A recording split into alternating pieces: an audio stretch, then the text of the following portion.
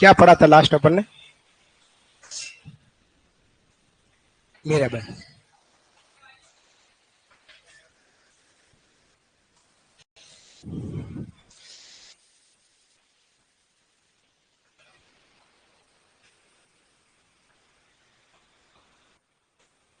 संत संप्रदाय की बात कर रहे अपन।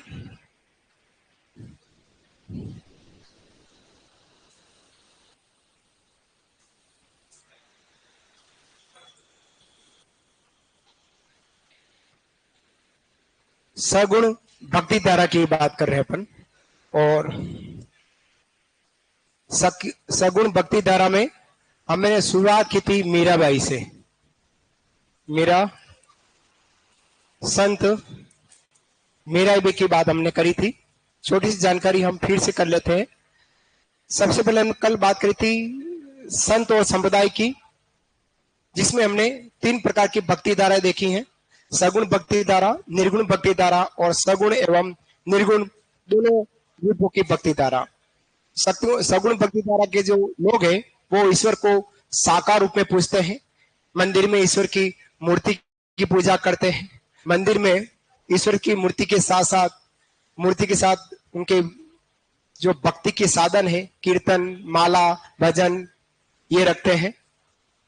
और उसके अलावा हम यहाँ बात करें तो इनमें गुणों साधनों का महत्व दिया जाता है सगुण विचारधारा में, जिसमें हमने मीराबाई, रानाबाई, कर्माबाई, समानबाई चारण, दुर्लभ जी, बाल नंदाचारी ऐसे संतों की हम चर्चा करने वाले हैं। शुरुआत हमने मीराबाई से करी थी। मीराबाई का जन्म 1498 ईस्वी में वैशाख शुक्ल तृतीया को आखा तीज के दिन कुड़की गांव मेरता रियासत में दादा दूदाजी राठौड़, पिता रतन सिंह और माता कसबू कुंवर के यहाँ हुआ। जो कुड़की गांव है वर्तमान में ब्यावर जिले में पड़ रहा है। पहले यह गांव पाली में था, अभी वर्तमान में ब्यावर जिले में। मीराबाई को राजस्थान की राधा कहते हैं। मीराबाई के बचपन का नाम पेमल बाई था। मीराबाई के जीवन में 4 गुरु रहे हैं। शुरुआती दौर के जो गुरु थे वो थे प्रारंभिक गुरु रासपुरोहित चंपानंद जी।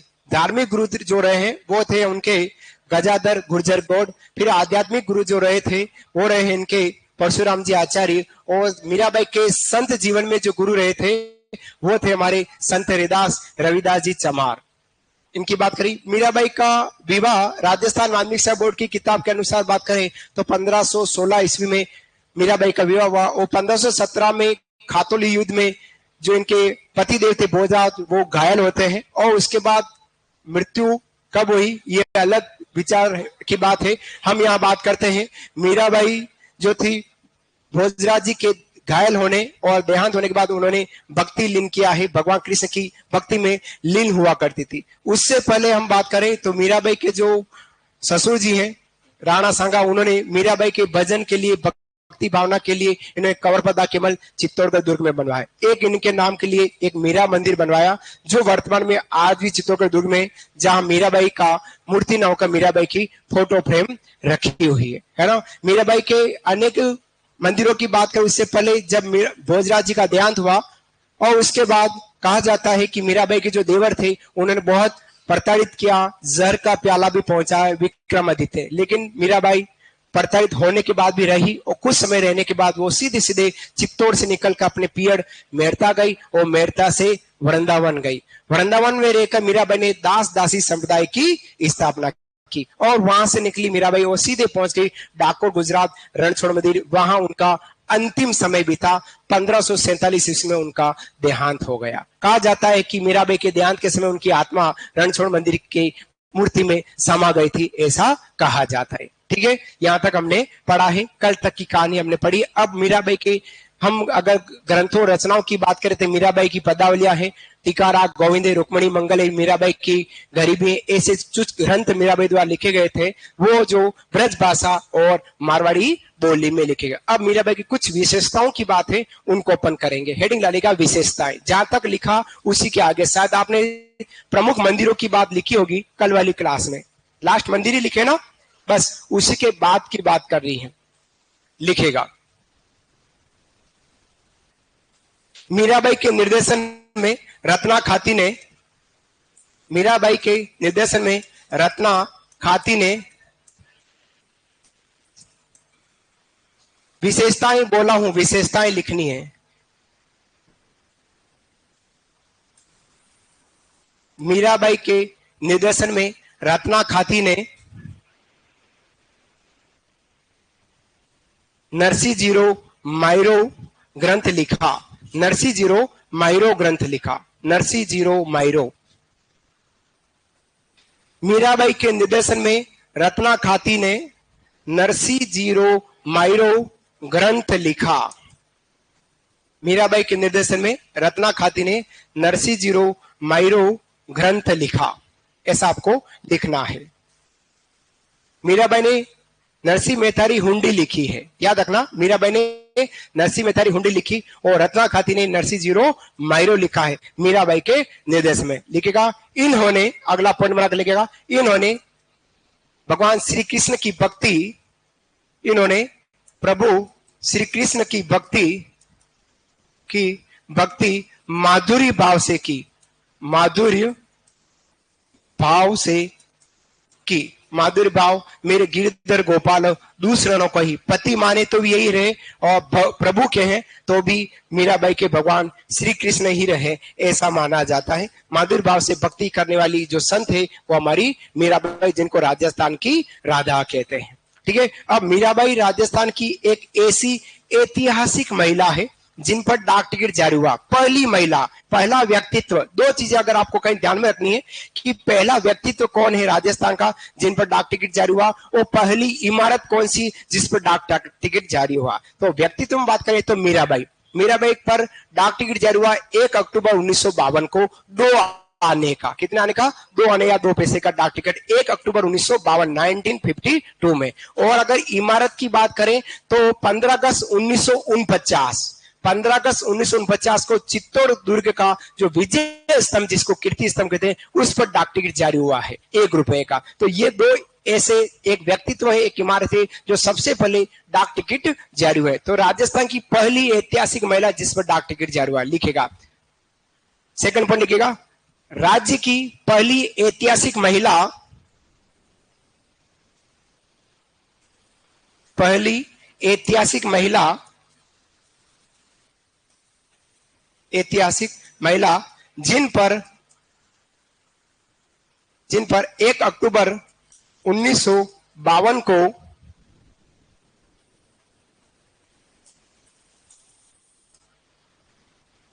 जिन पर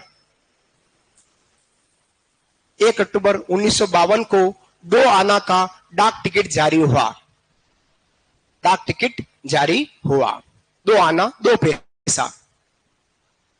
आप लोगों की जिंदगी शायद जब आप बड़े हुए और आपको मम्मी पापा ने, पेरेंट्स ने या किसी मेहमान ने आपको पैसा दिया होगा और वो शायद आपको 1 रुपया दिया होगा, दिया ना 1 रुपया, कोई भी मेहमान आता तो आपको 1 रुपया मिला होगा। शुरुआती दौर में 1 रुपया ही मिला होगा। जब मैं बड़ा हुआ और मेरे को पैसा मिला तो मेरे को 5 पैसा मिला था। पहली जो मेरी जिंदगी की शुरुआत हुई वो 5 पैसे से। मैंने गिल्लड़ के 5 पैसा, 10 पैसा, 20 पैसा और 25 पैसा, जिसको 4 आना कहते हैं। 25 पैसा अभी भी बंद हुआ, ज्यादा दूर नहीं है। 25 पैसा और 50 पैसा, और उसके बाद अब 1 रुपया है ना। 8 आना जिसको 50 पैसा कहते हैं, 4 आना मतलब 25 पैसा को कह रहे हैं, है ना। तो ये पैसे पर डाक टिकट जारी हुए, जिसमें मीराबाई पर 2 आने का डाक टिकट जारी हुआ। 2 आना पैसा है, 2 आना क्या है, पैसा, उस पर डाक टिकट मीराबाई का जारी हुआ है। कब हुआ, 1 अक्टूबर 1952 को। राजस्थान की पहली महिला कहलाती है जिस पर डाक टिकट जारी हुआ। समझ में आया। नेक्स्ट आराम से बढ़ेंगे। 2 घंटे मेरे को आपके साथ रहना है और आपको भी मेरे को कचकच कर रहे हैं, और जिनको नहीं पसंद आ रहा 2 घंटे वो तुरंत निकल भी जाते हैं ना। तुरंत आपको जब जरूरत पड़े तब निकलने का लगे तो आप निकल जाएगा, मैं कुछ नहीं कहूंगा। बाकी सब आप मेरे साथ बैठे रहे, है ना। 4-5 ही हैं जो, हाँ जी, हाँ, तो मेरे साथ रहना है 2 घंटे। तो 2 घंटे पढ़ना है, फालतू बातें मेरे को आती नहीं ना, मैं करूंगा। तो मेरे साथ साथ पढ़ते जाना है, लिखते जाना है, समझते जाना है, लोक संत को पूरा कवर करते चले जाएंगे। आओ आगे बात करते हैं। लिखेगा, हाँ क्या कह रहे हो। पहली इमारत विजय स्तंभ, पहली इमारत विजय स्तंभ।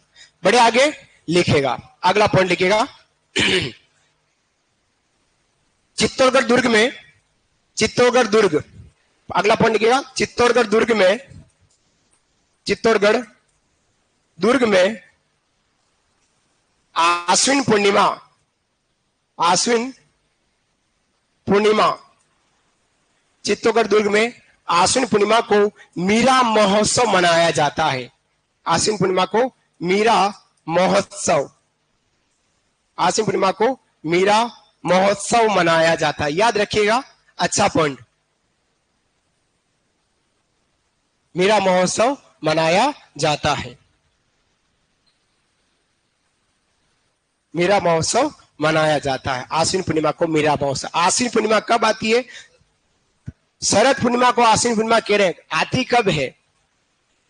आश्विन माह में आश्विन पूर्णिमा आ रही, जिसको अपन शरद पूर्णिमा या रास पूर्णिमा कहते हैं, जिस दिन चंद्रमा अपनी 16 कलाओं के साथ परिपूर्ण होता है ना, इतनी बड़ी थाली के रूप में आता है। कहते हैं कि इस पूर्णिमा के दिन चंद्रमा की रोशनी से अमृत बरसता है और उस रोशनी में खीर बनाकर खाई जाती, ऐसा कहा जाता है।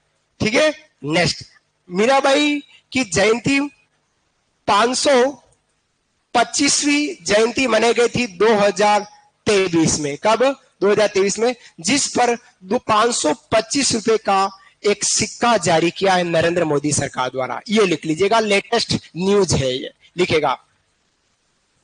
वर्ष 2023 में, वर्ष 2023 में मोदी सरकार द्वारा, वर्ष 2023 में मोदी सरकार द्वारा, वर्ष 2023 में मोदी सरकार द्वारा मीराबाई की 525वीं जयंती पर, 525वीं जयंती, 525वीं जयंती पर, 525वीं जयंती पर 525 रुपए का सिक्का जारी किया गया।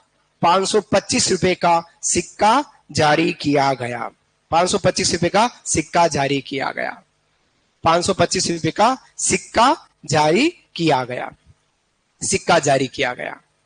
ये थी हमारी सगुण विचारधारा की भक्ति भावना वाली संत मीराबाई पेमलबाई, राजस्थान की राधा कहने वाली मीराबाई, सगुण विचारधारा, जिन्होंने हमेशा जीवन भर भगवान कृष्ण की मूर्ति की पूजा किया करती थी, कृष्ण उपासना करने वाली संत रही, राजस्थान की सगुण विचारधारा की भक्ति भावना में।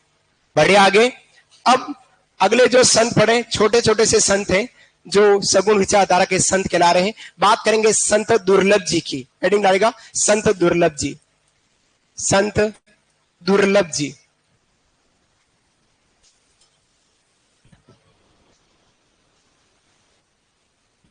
संत दुर्लभ जी, संत दुर्लभ जी की बात करेंगे।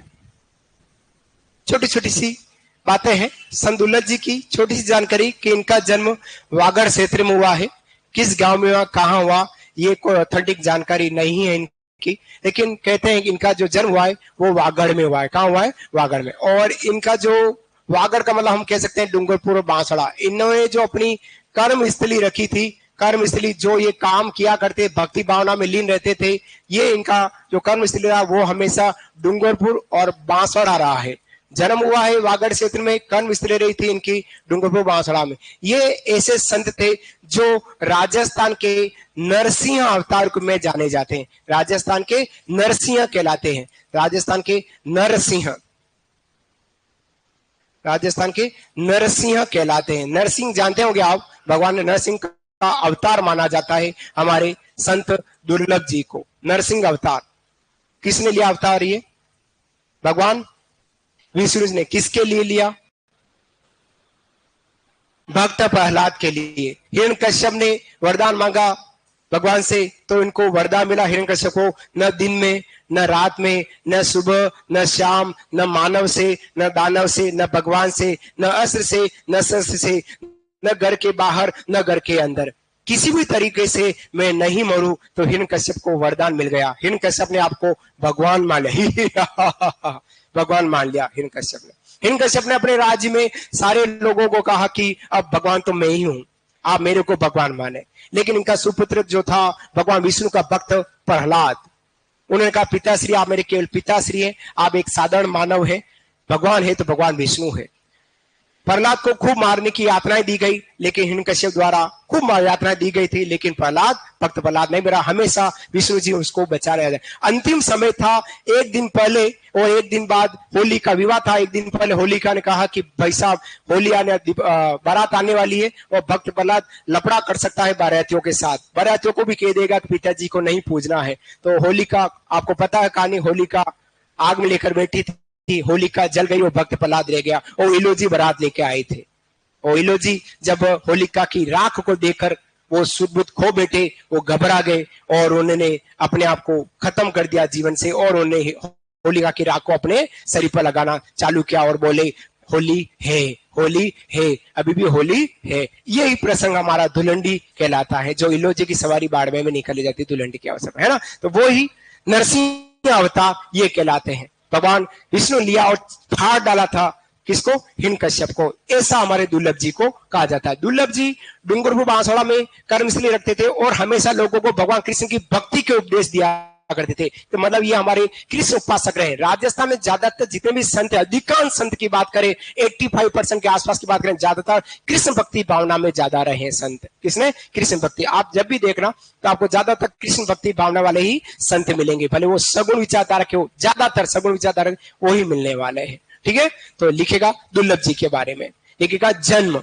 इनका जन्म लिखेगा, दुर्लभ जी का जन्म वागड़ क्षेत्र, ऐसा लिखेगा वागड़ क्षेत्र।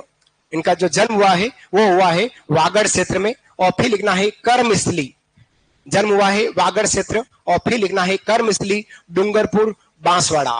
कर्मस्थली रही थी इनकी डूंगरपुर बांसवाड़ा, इनकी कर्मस्थली रही थी। डूंगरपुर बांसवाड़ा इनकी कर्मस्थली रही थी। फिर उपनाम इनको बोलते हैं राजस्थान के नरसिंह या नरसिंह का अवतार। राजस्थान में नरसिंह या नरसिंह का अवतार के रूप में जाना जाता है। राजस्थान का नरसिंह कहते हैं, भले उपनाम में कहें या अवतार कहें, तो राजस्थान का नरसिंह कहलाता है। तो राजस्थान का नरसिंह अवतार रूप में जाने जाते हैं। फिर लिखेगा, विशेष करके लिखेगा इन्होंने लोगों को, विशेष करके लिखेगा इन्होंने लोगों को श्री कृष्ण की भक्ति के पर बल दिया। इन्होंने लोगों को श्री कृष्ण की भक्ति पर बल दिया। इन्होंने लोगों को श्री कृष्ण की भक्ति पर बल दिया। ये हमेशा कहते थे श्री कृष्ण की भक्ति ही करनी है, श्री कृष्ण की भक्ति पर बल दिया। ये लोगों को भगवान कृष्ण की भक्ति पर बल दिया करते थे, वो भगवान कृष्ण के ही उपदेश सुनाते थे। तो सीधा सीधा कह सकते हैं हमारे दुर्लभ जी थे वो हमारे कृष्ण उपासक रहे। क्या रह गए? कृष्ण उपासक के रूप में, संत के रूप में जाने जाते संत दुर्लभ जी। संत दुर्लभ जी, बात समझ में आई? क्लियर?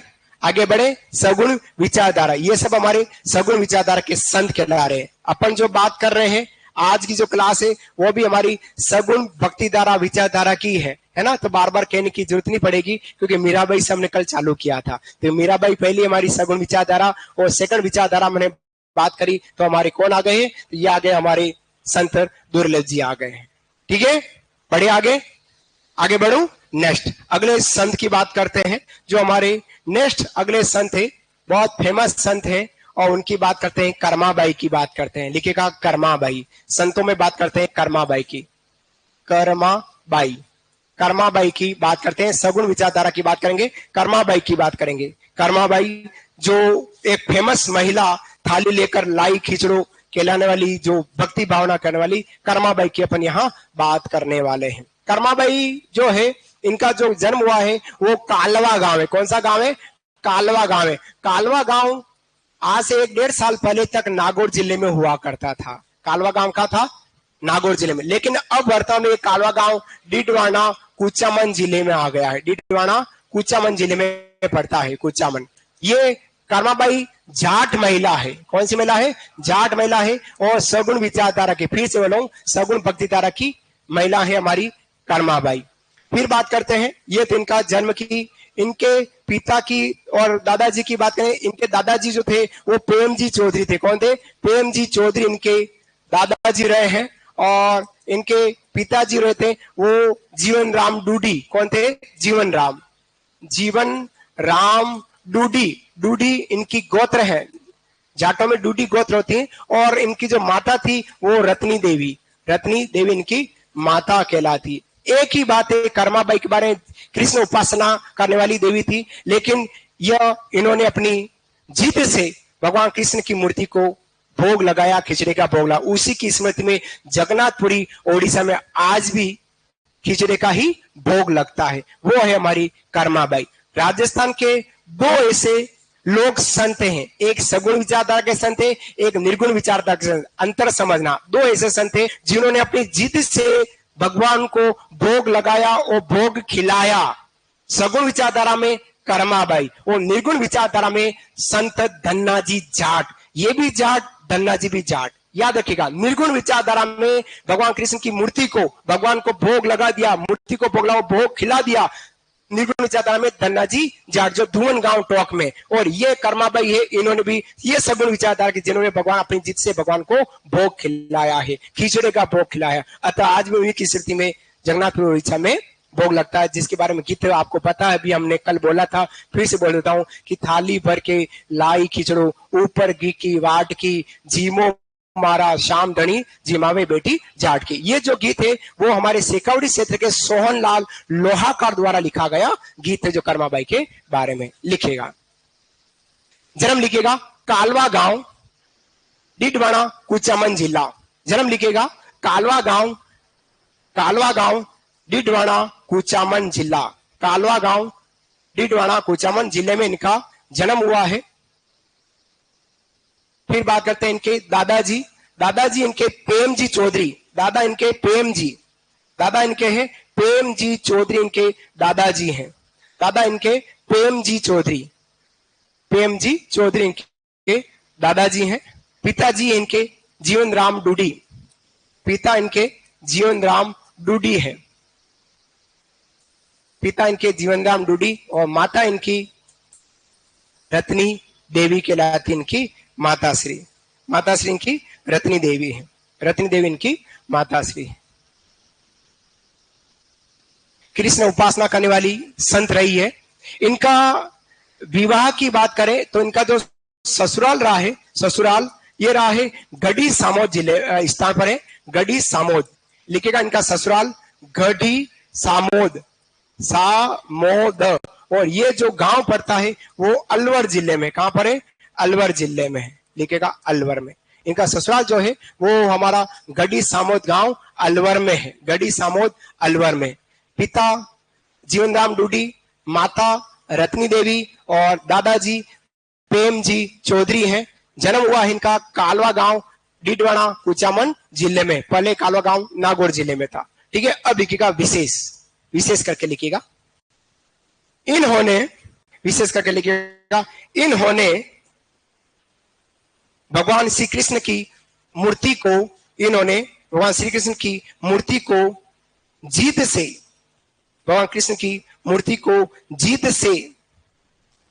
मूर्ति को खिचड़े का भोग खिलाया था। खिचड़े का भोग खिलाया था। खिचड़ा का भोग खिलाया था।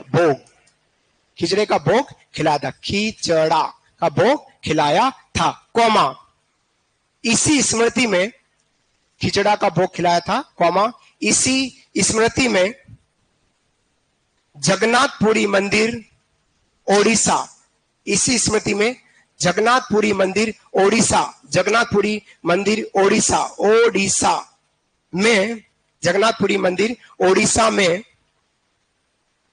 खिचड़े का भोग लगता है। जगन्नाथपुरी मंदिर ओडिशा में खिचड़े का भोग लगता है। क्या कह रहे हो? वापिस बोलो, फिर से बोलाओ। इन्होंने भगवान श्री कृष्ण की मूर्ति को जिद से खिचड़े का भोग लगाया। इसी स्मृति में जगन्नाथपुरी मंदिर ओडिशा में खिचड़े का भोग लगता है। खिचड़े का भोग लगता है, लिखा, खिचड़े का भोग लगता है। अभी जो ये टॉपिक जो है, देखो कल तक की जो कहानी थी थोड़ी गतिविधि आधारित थी, कुछ नाटक थे, कुछ गीत थे, कुछ इस प्रकार की संस्कृति थी, तो हम उस संस्कृति में भी करे, गूगल पर भी सर्च करके हमने देखा, यूट्यूब पे देखा कौन कौन सी नौटंकियां होती, तमाशे, गवरी, भवाई, अनेक प्रकार ख्यालों की बात करी। जैसे हमारा टॉपिक संत समुदाय आ गया तो भगवान की भक्ति वाला आ गया है। इसमें केवल थोरिकल पार्ट है। क्या बात है? थोरिकल पार्ट है, जिसको आपके को अच्छे से समझकर याद करने का प्रयास करना है ना। अब इसमें न तो मैं कर्माबाई बन सकता हूं, न मैं दुर्लभ जी बन सकता हूं, न मैं मावजी महाराज बन सकता हूं, न मैं लाल दास जी बन सकता हूं। इनकी कहानी ही की जा सकती, जहां कहानी है, जहां इनके व्यक्तित्व के बारे में कहीं कहानी घटना घटी है तो उसको अपन घटित करके कर सकते हैं। बाकी सीधी सीधी बात है जिसको सब्जेक्टिव जानकर आपको लेनी है और टू पॉइंट आपको याद करना। फिर से बोल रहा हूं, याद करने का प्रयास करना। हम बात कर रहे हैं कर्माबाई जाट की, जो सगुण विचारधारा की संत है। उसमें बाद इनका जो जन्म हुआ है वो कालवा गांव डीडवाड़ा कुचामन जिले में पड़ता है, वहां इनका जन्म हुआ है। दादाजी जो है प्रेमजी चौधरी, पिताजी जो है वो जीवनराम डूडी और माता श्री है वो रतन देवी है। ऐसा गया। इसके बाद हम बात करें इनका ससुराल जो है वो गढ़ी सामोद गांव अलवर जिले में पड़ता है। कहते हैं कि इनके दादाजी 3-4 दिन के लिए कहीं बाहर जाना था, तो इन्होंने अपनी पोत्री कर्मा को कहा कि बेटा इन भगवान को रोजाना आपको खिचड़ी का भोग लगाना है। तो दादाजी चले गए और कह के चले गए। कर्माबाई ने खिचड़ा बनाया और भगवान श्री कृष्ण की मूर्ति के सामने खिचड़ा रख दिया और कहा जीमो। छोटी सी बालिका थी और कहा जीमो, ऐसा कहा। भगवान कृष्ण ने नहीं जीमा, क्योंकि आप जानते हैं मूर्ति कभी खाती नहीं है। कोई लाइव कोई आ जाए साक्षात वो ही खा सकता है, हम जैसे ही खा सकते हैं। तो 10 मिनट तक उन्होंने आंखें बंद रखी, आंख खोली तो खिचड़ा यूं का यूं पड़ा था। तो कर्माबाई ने सोचा कि अच्छा, वो छोटी सी बालिका, तो उन्होंने सोचा अच्छा मेरे सामने नहीं खा रहे, तो कर्माबाई ने मंदिर का जो कपड़े का जो पर्दा था वो यूं लगा दिया कि अब जिम लेना, मैं नहीं देख रही, और आंख बंद करके फिर बैठ गई। 10-15 मिनट के बाद पर्दा खोल के देखा तो फिर से खिचड़ा यूं का यूं पड़ा था। तो कर्माबाई ने कहा कि अच्छा, पर्दे में भी आप नहीं जिम रहे हो, मैं यहीं बैठी हूँ इसलिए आप नहीं जिम रहे हो, ठीक है मैं कमरे से बाहर जाती हूँ। तो वो मंदिर से बाहर चली गई और कहा कि अब जिम लेना, मैं बाहर ही बैठी हूं, किसको आने नहीं दे रही हूं। गेट बंद किया। 15-20 मिनट बाद फिर से देखा, नहीं जिमा। बालिका थोड़ी जीत पे चढ़ गई कि आपको जिमना ही पड़ेगा, नहीं तो मैं सर पटक पटक के मर जाऊं। भगवान कृष्ण इनकी प्रेम भावना और उनकी भक्ति भावना को देखकर प्रसन्न हुए। कहते हैं, दंत कथाएं हैं, कहते हैं। और उसके बाद भगवान कृष्ण खुद प्रकट होते हैं और खिचड़ी का भोग लेते हैं। उसी स्मृति में जगन्नाथपुरी ओडिशा, जो हमारे 4 धाम में से एक धाम कहलाता है, वहां आज भी खिचड़ी का भोग लगता है, ऐसा कहा जाता है।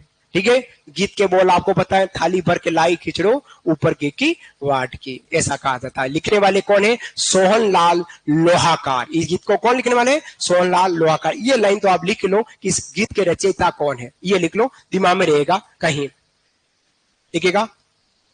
गीत के बोल ऐसा लिखो, गीत के बोल। और फिर लेना, थाली भर के लाई खींचड़ो, डेस डेस डेस डेस कर दो, थाली भर के लाई खींचड़ो, डेस डेस डेस डेस। और क्वेश्चन लिखना, रचयिता सोहन लाल लोहाकार, रचयिता सोहन लाल लोहाकार, सोहन लाल लोहाकार, सोहनलाल लोहाकार। ये है हमारी कर्माबाई जाट सगुण विचारधारा की संत। लोहाकार, लोहाकार, लोहाकार, लोहाकार, लोहाकार, रचयिता। थाली भर के लाई खिचड़ो, डेस डेस डेस, रचयिता सोहन लाल लोहाकार। बढ़ो आगे, अगले संत की बात करते हैं। अगले जो हमारे राजस्थान के संत है, बाल नंदाचार्य की बात करते हैं। लिखिएगा, बाल नंदाचार्य एक संत है सगुण विचारधारा के। बाल नंदाचार्य, बाल नंदाचार्य की बात करेंगे। झुंझुनू जिले से कौन बिलोंग करता है? आप में से झुंझुनू से कौन है? झुंझुनू कोई है? झुंझुनू से आप है? कहां के प्रॉपर? किस जगह? नवलगढ़ के। नवलगढ़ और लोहारगढ़ में कितना दूरी है? 30 किलोमीटर। मालकेतु पर्वत 20 किलोमीटर, मालकेतु पर्वत। बाल नंदाचार्य बिलोंग करते हैं, कर्मस्थली में बिलोंग करते हैं। ये झुंझुनू जिले से। कहां जिले से? झुंझुनू जिले से। पहले तो इनके जन्म की बात करते हैं। इनका जो जन्म हुआ है वो यूपी साइड में हुआ है। इनका गढ़ मुक्तेश्वर जो स्थान है वह इनका जन्म हुआ है। कहा? गढ़ मुक्तेश्वर स्थान, गढ़ मुक्तेश्वर एक स्थान है, लिख लेता हूं, देखिएगा, गढ़ मुक्तेश्वर एक स्थान है यूपी में, वहां पर इनका जन्म हुआ है। इनके बचपन का नाम की बात करो, इनके बचपन नाम था बलवंत। इनके बचपन का नाम क्या था? बचपन का नाम बलवंत था। इनके जो गुरु रहे हैं वो थे वीरदानंद जी। वीरदानंद जी इनके गुरु रहे हैं, गुरु इनके वीरदानंद जी थे। इन्होंने अपने गुरु से सैन्य प्रशिक्षण प्राप्त किया। क्या प्राप्त किया? सैन्य प्रशिक्षण। ये अच्छा पॉइंट है, एग्जाम आने की संभावना शायद ये रखे, ये पॉइंट पूछा जाए। इन्होंने अपने गुरु से सैन्य प्रशिक्षण प्राप्त किया और इन्होंने क्या किया? अधिकांश साधुओं को एकत्र करके सैन्य गतिविधियों की शिक्षा दी और उसके बाद इन्होंने एक दल बनाया जिसका नाम रखा गया लश्कर। ये एग्जाम में पूछेगा प्रश्न, लश्कर। हाँ, लश्करी, लश्कर या लश्करी है ना, लश्करी एक दल है। क्या है? सैन्य दल है, सैन्य दल। अब आपके एग्जाम में पूछा जाता है राजस्थान के ऐसे कौन से संत है जिन्होंने साधुओं को एकत्र करके सैन्य प्रशिक्षण दिया और एक दल बनाया लश्करी दल? तो वो है हमारे बाल नंदाचार्य, लश्करी दल बनाया ये कहा जाता। और इन्होंने अपना जो जीवन बिताया है वो बिताया है लोहारगल। लोहारगल एक स्थान है, वो कहां पड़ता है? हमारा झुंझुनू में। और झुंझुनू में लोहारगल, वहां पर एक माल केतु पर्वत है, माल केतु पर्वत। इस माल केतु पर्वत पर हनुमान जी का मंदिर है, उनकी पूजा ये किया करते थे। वो है बाल नंदाचार्य, जो सगुण विचारधारा के संत कहलाते हैं। ठीक है, लिखेगा इस बात को, लिखेगा। इनका जन्म लिखेगा गढ़ मुक्तेश्वर, जन्म लिखेगा गढ़ मुक्तेश्वर। पढ़ने का प्रयास करें, मजे के साथ पढ़े, टेंशन भरी जिंदगी में ना रहे, अच्छा ही पढ़ रहे हैं और बढ़िया ही समझ रहे हैं। समझेंगे तो समझेंगे, नहीं समझेंगे तो ये बातें यही रह जाएगी, कोर्स आगे बढ़ता चला जाएगा। समझना, 11वां टॉपिक चल रहा है, मात्र 9 टॉपिक और बचे हैं, फतेह कर चुके 50% हम, है ना। इसलिए कह रहा हूं पढ़ना, और जब तक क्लास चलेगी तब तक ही शिक्षक आपको मोटिवेट करेगा, उसके बाद कोई आपको मोटिवेट करने वाला नहीं है। उसके बाद स्वयं भी मोटिवेट नहीं हो पाएंगे, बहुत मुश्किल हो जाएगी। जब कक्षा खत्म हो जाती उसके बाद पढ़ाई करना, और रेगुलर अगर आपने पढ़ाई रखी तो काम चल गया। प्रतियोगी परीक्षा में सेल्फिश होना बहुत जरूरी है, लेकिन किसी दूसरे को दुख ना दे ऐसा सेल्फिश नेचर का होना बहुत जरूरी। सगा भाई, सगी पत्नी, सगा पति, सगी बहन, सगा दोस्त प्रतियोगी परीक्षा में दुश्मन है। मेरी बात को समझने का प्रयास करना, मजाक नहीं कर रहा हूं। अगर वास्तव में अगर आपको प्रतियोगी परीक्षा पास करनी है तो कंपटीशन एग्जाम में कोई यारी दोस्ती नहीं होनी चाहिए। आप अपनी जिंदगी के अकेले हैं ऐसा मानकर करने का प्रयास करना, शायद आप पहुंच पाएंगे उस स्थान पर जहां आपको पहुंचना है। ग्रुप वाली जिंदगी खराब करती है। ग्रुप, मेरे बहुत ग्रुप देखे हैं, 18 सालों से देख रहा हूं, खूब ग्रुप देखे हैं, खूब विद्यार्थी देखे हैं, लाखों परीक्षा देते हैं, सैकड़ों भी पास नहीं हो पाते हैं। मजाक नहीं कर रहा हूं। गत 15-16 बेस पढ़ाए हैं, 15-16 में अगर एक में 150 भाई तो 2 थे, 150 अगर बच्चे होते हैं तो लगभग कितने पढ़ाए होंगे? 2,500-3 हजार से ज्यादा विद्यार्थी को हम यहाँ पढ़ा चुके हैं। अगर 100-150 की ही कक्षा में मानू, उसके बाद 100-150 जब M1 M2 की हम बात करेंगे, जब अपन गए नहीं M2 जो बहुत बड़ा हॉल है, वहां पे 350 लोग पढ़ते हैं और ऐसे बेस भी 5-7 बने हैं। तो इतने विद्यार्थी यहाँ से पढ़ के गए, संख्या बल मेरे को याद नहीं है। तो सीधा सीधा अर्थ है कि आपको पढ़ने की जरूरत है। इधर उधर बात करना, कानाफूसी करने से कुछ नहीं होने वाला है। पर सीधा सीधा पॉइंट टू पॉइंट पढ़े और आने के साथ पढ़कर आप आगे बढ़ेगा तो सब कुछ है। ठीक है, बात कर रहा हूं बाल नंदाचार्य की। जन्म हुआ इनका गढ़ मुक्तेश्वर, यूपी में इनका जन्म हुआ है। फिर लिखेगा बचपन का नाम इनका बलवंत, लिखेगा बचपन का नाम, बचपन का जो नाम रहा था वो रहा था इनका बलवंत, लिखेगा बचपन का नाम बलवंत। फिर लिखना गुरु वीरदानंद जी, गुरु लिखना इनका वीरदानंद जी या बिरदानंद जी, गुरु थे इनके वीरदानंद जी या बिरदानंद जी इनके गुरु रहे, गुरु रहे इनका वीरदानंद जी या बिरदानंद जी इनके गुरु रहे। बचपन का नाम बलवंत, बलवंत बचपन नाम, ये तो हो गया इनका जन्म हो गया है, और ये हो गया हमारा बचपन का नाम हो गया और ये इनके गुरु हो गए हैं। कौन हो गए? गुरु हो गए। अब लिखेगा विशेष, पॉइंट बनाएगा, विशेष लिखेगा, विशेष। इन्होंने अपने गुरु से, बिरदानंद जी, बिरदानंद जी लिखेगा, विशेष करके लिया, इन्होंने अपने गुरु से सैन्य प्रशिक्षण प्राप्त किया। अपने गुरु से सैन्य प्रशिक्षण प्राप्त किया। सैन्य प्रशिक्षण प्राप्त किया। इन्होंने अपने गुरु से सैन्य प्रशिक्षण प्राप्त किया तथा अनेक साधुओं को एकत्र करके, अनेक साधुओं को एकत्र करके सैन्य प्रशिक्षण देकर, सैन्य प्रशिक्षण देकर लश्करी तथा अनेक साधुओं को एकत्र करके सैन्य प्रशिक्षण देकर लश्करी सैन्य दल गठित किया। लश्करी सैन्य दल गठित किया। लश्करी सैन्य दल गठित किया। लश्करी सैन्य दल गठित किया। लश्करी सैन्य दल गठित किया। लश्करी सैन्य दल गठित किया। लश्करी सैन्य दल गठित किया।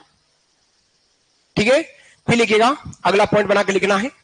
इन्होंने लोहारगल झुंझुनू के, इन्होंने लोहारगल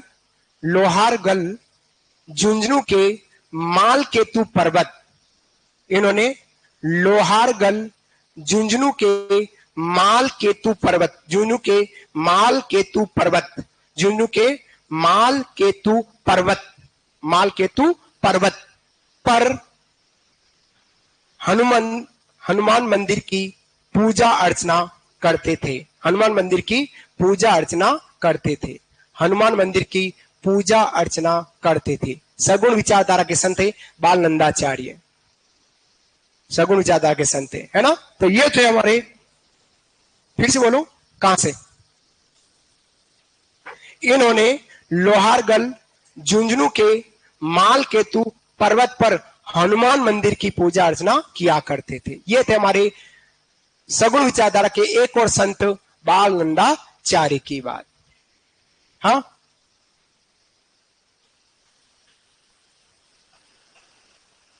क्या है? बंदे का बालाजी, बंदे, हाँ बंदे का बालाजी कह रहे होंगे, हो सकता है कहते हो उसे। तो बात करेंगे, अगले संत की बात करते हैं। अगले जो संत हैं सगुण विचारधारा के भूरी बाई, लिखेगा भूरी बाई। अगले संत है हमारी संत भूरी बाई, सगुण विचारधारा के संत है भूरी बाई। देखो आपके क्षेत्र विशेष में कहीं कहीं बालाजी को किसी किसी नाम से जरूर जाना जाता है। फेमस मंदिर है मालकेतु पर्वत पर, हनुमान मंदिर ही कह रहे हैं। अब वहां आपके बंदे के बालाजी, बंदा ही जा रहा, बालाजी तो कह रहे हैं, बंदे ही है। भत्ते के बालाजी, भत्ते,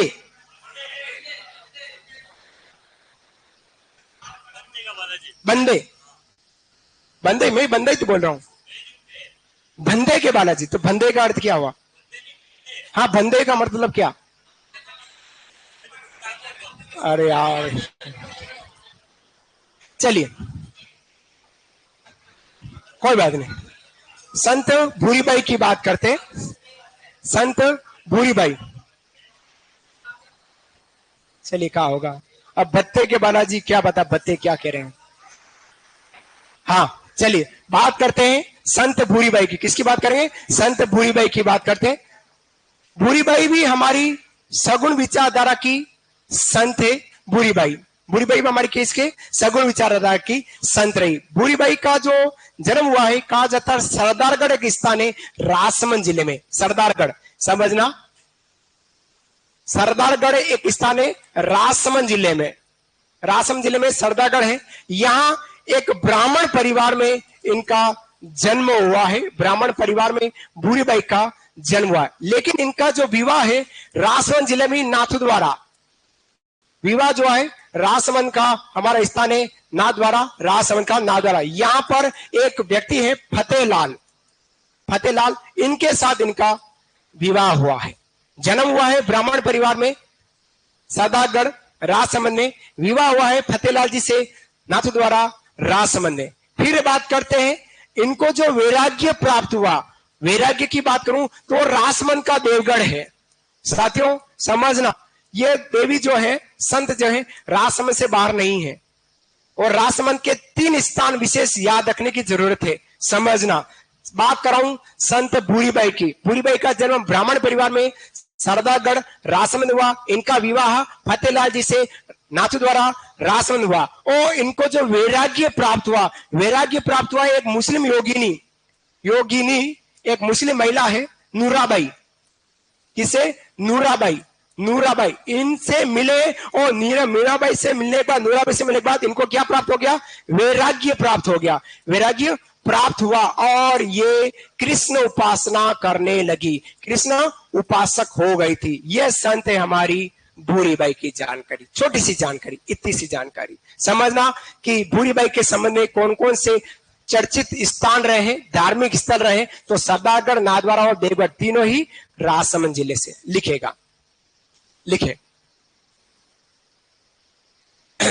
जन्म लिखेगा ब्राह्मण परिवार सरदारगढ़ राजसमंद, ब्राह्मण परिवार सरदारगढ़ राजसमंद।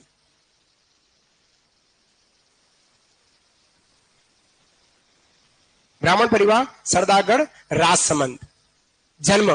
फिर बात करते हैं विवाह, विवाह की बात करते हैं।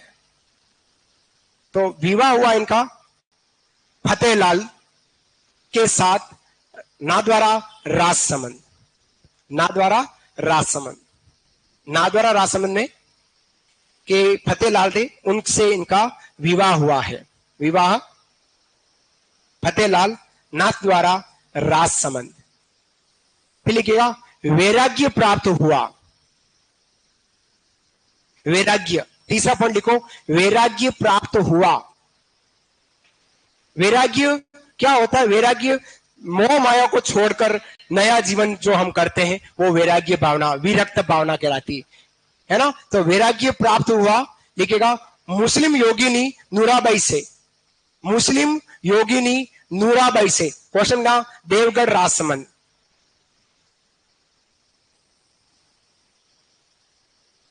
मुस्लिम योगिनी नूराबाई से, देवगढ़ राजसमंद, देवगढ़ राजसमंद कि नूराबाई से इनको क्या प्राप्त हुआ? वैराग्य प्राप्त हो गया। बस कुछ नहीं रखा है इस मोह माया वाली जिंदगी में, घर बार वाली जिंदगी में, गृहस्थी जिंदगी में, और उन्होंने वैराग्य धारण कराया है। ठीक है। और फिर लिखेगा उपासना, कृष्ण उपासना में भक्ति रही। भक्ति किससे की? भक्ति डेस्क ना, कृष्ण उपासना या कृष्ण उपासक, भगवान कृष्ण की उपासना किया करती थी, कृष्ण उपासना किया करती थी। ये थी हमारी भूरीबाई, सगुण विचारधारा की संत कहलाई। अगली जो संत है उसके बारे में गत वर्ष सीटी में प्रश्न पूछा है, और आजकल कर्मचारी चयन बोर्ड स्थान विशेष को भी पूछने लगा है। कौन से स्थान पर कौन से संत, कौन से देवता, कौन सी देवी का जन्म, समाधि, इस तरह से प्रश्न पूछते हैं। तो अगली संत है हमारी संत रानाबाई, संत रानाबाई की बात करेंगे। संत रानाबाई लिखेगा, संत रानाबाई की बात करेंगे। संत रानाबाई सगुण विचारधारा की संत है। सारे संत सगुण विचारधारा के, सगुण विचारधारा के ही संत है। अभी तक जितने भी पढ़ रहे हैं वो सब सगुण विचारधारा के संत है। रानाबाई का जन्म की बात करते हैं हरनावा गांव है। कौन सा गांव है? हरनावा, जो पहले नागौर में था, अभी वर्तमान में डिडवाना कुचामन जिले में आ गया है। ठीक है। कौन सा गांव है? हरनावा। यह प्रश्न पूछा है हमारा सीईटी के एग्जाम, इस प्रश्न को पूछ लिया कि रानाबाई का जन्म किस स्थान पर हुआ है? तो हरनावा गांव, डिडवाना कुचामन जिले में। इनके पिताश्री की बात करें, इनके पिताजी का नाम है राम गोपाल, राम गोपाल इनके पिताश्री हैं। माता इनकी है गंगाबाई। माता कौन इनकी? गंगाबाई इनकी माता के नाम से जानी जाती। और इनके गुरु हैं चतुरदास जी। चतुर्दास। अब ये एक ही कारण से प्रसिद्ध रही, क्योंकि इनका उपनाम है, एक ही कारण से इसको जाना जाता है रानाबाई को। और ये कृष्ण उपासना करती थी और इनको राजस्थान की दूसरी मीरा कहते हैं, ये इंपॉर्टेंट है। तो इनको क्या बोलते हैं? राजस्थान की दूसरी मीरा। तो पहली मीरा कौन है? खुद मीराबाई। खुद मीराबाई राजस्थान की मीरा है। और राजस्थान की दूसरी मीरा कौन है? तो आपकी यह बैठती। अभी आपको 3 मीरा मिलेगी, अभी एक मीरा ही आई है, अभी 2 मीरा और आ रही है ना। तो राजस्थान की अगर दूसरी मीरा की बात करें तो रानाबाई है। यह भी हमारी कृष्ण उपासना जो करती थी, उपासना वो भगवान कृष्ण की भक्ति से संबंध में ही करती थी। राजस्थान की दूसरी मीरा के नाम से जानी जाती है।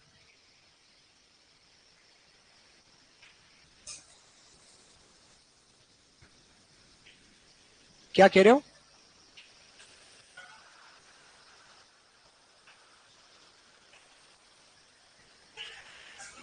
उन्हीं को इष्ट मान रहे भाई, उन्हीं को पूछ रहे, फिर वो किसी को नहीं पूछेंगे।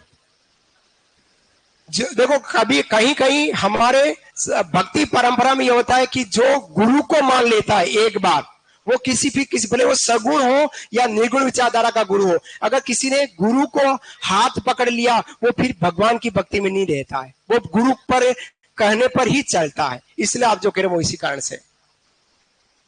जैसे मेरे 5 बुआ जी परिवार में, 5 बुआ जी भगवान को नहीं मानते, कबीरदास जी को मानते। किसको मानते? कबीरदास, कबीर पंथ के हैं वो। 5 बुआ जी के फूफा जी, उनके बच्चे बच्चियां, उनके जमाई, उनकी लाड़ियां, पोते पोती, नाते नाती सब कबीरदास जी को मानते। भगवान की प्रसाद, जो नारियल का प्रसाद, वो भी नहीं खाते, न देवरे में आते हैं, न प्रसादिया करते हैं, क्योंकि वो भक्ति उनमें, इनके जितने भी वो सब गुरु ही मानते हैं, भले वो सगुण में हो या निर्गुण, इसलिए भगवान नहीं मानते हैं। लेकिन जो सगुण विचारधारा के संत होंगे वो जरूर कहेंगे कि भगवान की भक्ति करनी है। लेकिन निर्गुण विचारधारा वाला व्यक्ति जो होगा वो कहेगा भगवान की भक्ति करे, लेकिन निराकार रूप में करे, सब कुछ है, वो गुरु है। दोनों में अंतर यूं कहा जाता है। तो लिखेगा रानाबाई के बारे में, रानाबाई लिखेगा, इनका जन्म लिखेगा, रानाबाई का जन्म लिखेगा हरनावा गांव, जन्म लिखेगा हरनावा गांव, डिडवाना, कुचामन जिला। हरनावा गांव, डिडवाना, कुचामन जिले में इनका जन्म हुआ है। हरनावा गांव, डिडवाना, कुचामन जिले में इनका जन्म हुआ है। रानाबाई बहुत फेमस महिला, हरनावा गांव, डिडवाना, कुचामन जिला। क्वेश्चन में लिखना चाहे तो 1504 ईस्वी लिखेगा, 1504 ईस्वी। 1504 ईस्वी में हमारा संत रानाबाई का जन्म हुआ है। पिता लिखेगा राम गोपाल जी, पिता इनके राम गोपाल जी, राम गोपाल जी। माता गंगाबाई और गुरु चतुरदास जी। पिता राम गोपाल जी, माता गंगाबाई और पिता चतुरदास जी। गुरु चतुरदास जी। पिता राम गोपाल जी, माता गंगाबाई और गुरु चतुरदास जी। माफी चाहूं, गुरु चतुरदास जी, गुरु चतुरदास जी। अब बात करते हैं इनके उपनाम की। तो उपनाम इनको बोलते हैं राजस्थान की दूसरी मीरा। उपनाम में लिखेगा राजस्थान की दूसरी मीरा। नहीं, वो नहीं है, वो अलग है। कहीं कहीं एक ही नाम का व्यक्ति मिल जाता था, हम उस व्यक्ति विशेष को नहीं जाने कि वो व्यक्ति विशेष वही है ना। बुट्टानी धाम नागौर वाले चतुरदास जी नहीं है, ये अलग है। तो इनके गुरु हैं, लगा रहे होंगे नाम, सब लगते होंगे, हो सकता है। गुरु चतुरदास जी। फिर उपनाम लिखेगा राजस्थान की दूसरी मीरा, लिखेगा उपनाम में राजस्थान की दूसरी मीरा।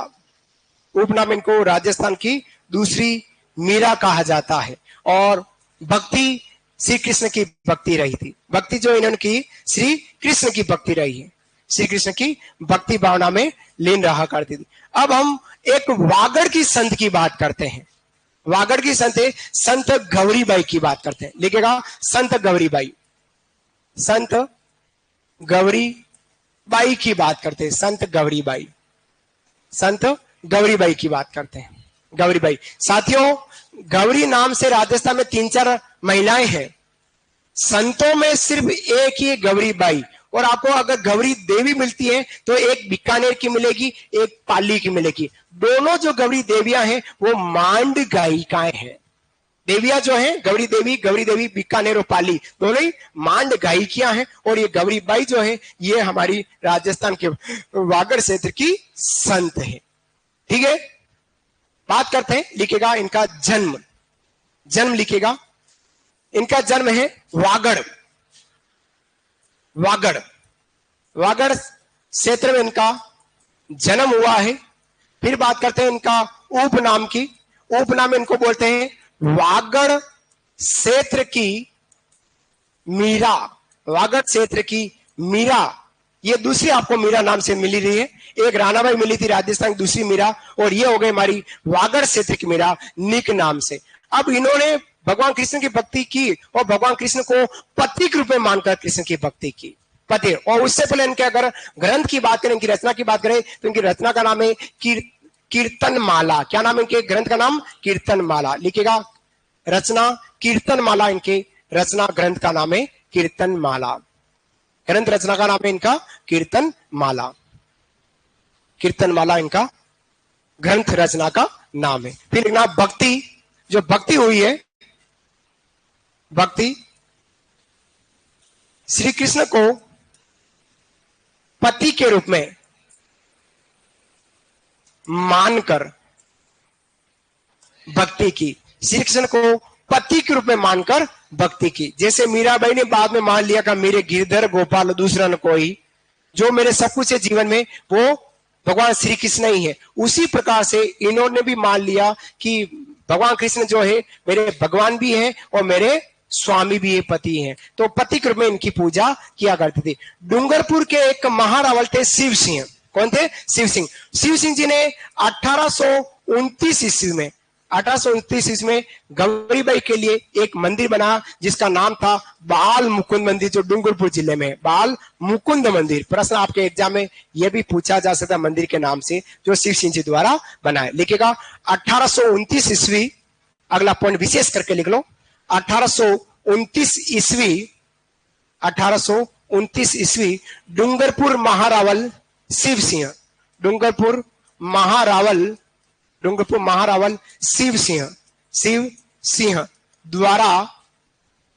शिव सिंह द्वारा गौरीबाई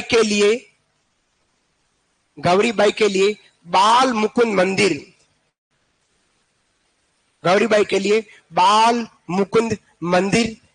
बनवाया। डूंगरपुर में बाल मुकुल मंदिर बनवाया।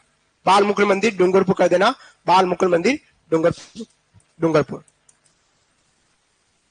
बनवाया 1829 में महारावल शिव सिंह जी द्वारा गौरीबाई के लिए। ये एक और संत हमारे राजस्थान की वागड़ क्षेत्र की मीरा कहलारी। मीराबाई को राजस्थान की राधा कह रहे हैं, रानाबाई को राजस्थान की दूसरी मीरा कह रहे हैं, गौरीबाई को वागड़ की मीरा कह रहे हैं। एक और हमारी संत आती है, वो मत्स्य प्रदेश की मीरा कहलाती है, वो है समानबाई चारण। एक और संत है, अंतिम बात करते हैं सगुण विचारधारा की, तो लिखेगा संत समानबाई चारण। अधिकांश हमारे सगुण विचारधारा के जो संत है वो यहीं समाप्त हो रहे हैं। बात करेंगे सगुण विचारधारा के संतों में समानबाई चारण की बात करते हैं। समानबाई चारण जाति से बिलोंग कर रही। छोटी सी जानकारी इनके जन्म से संबंधित, इनका जन्म हुआ है माहुंद गांव है और अलवर जिले में पड़ता है। अलवर जिले में इनका जन्म हुआ है। माहुंद गांव अलवर में संत समानबाई चारण का जन्म हुआ है। दो बातें इन देवी के बारे में इंपॉर्टेंट है। सबसे पहले बात करते हैं इनके उपनाम की। ये अलवर क्षेत्र की है, तो सीधा सा अर्थ आपको पता है मत्स्य क्षेत्र की मीरा कहलाती है। मत्स्य क्षेत्र की मीरा है ये। गौरीबाई वागड़ क्षेत्र की मीरा, समानबाई हाजी मत्स्य क्षेत्र की मीरा कहलाती। अब इनके बारे में एक विशेष बात है। विशेष एक बात कौन है?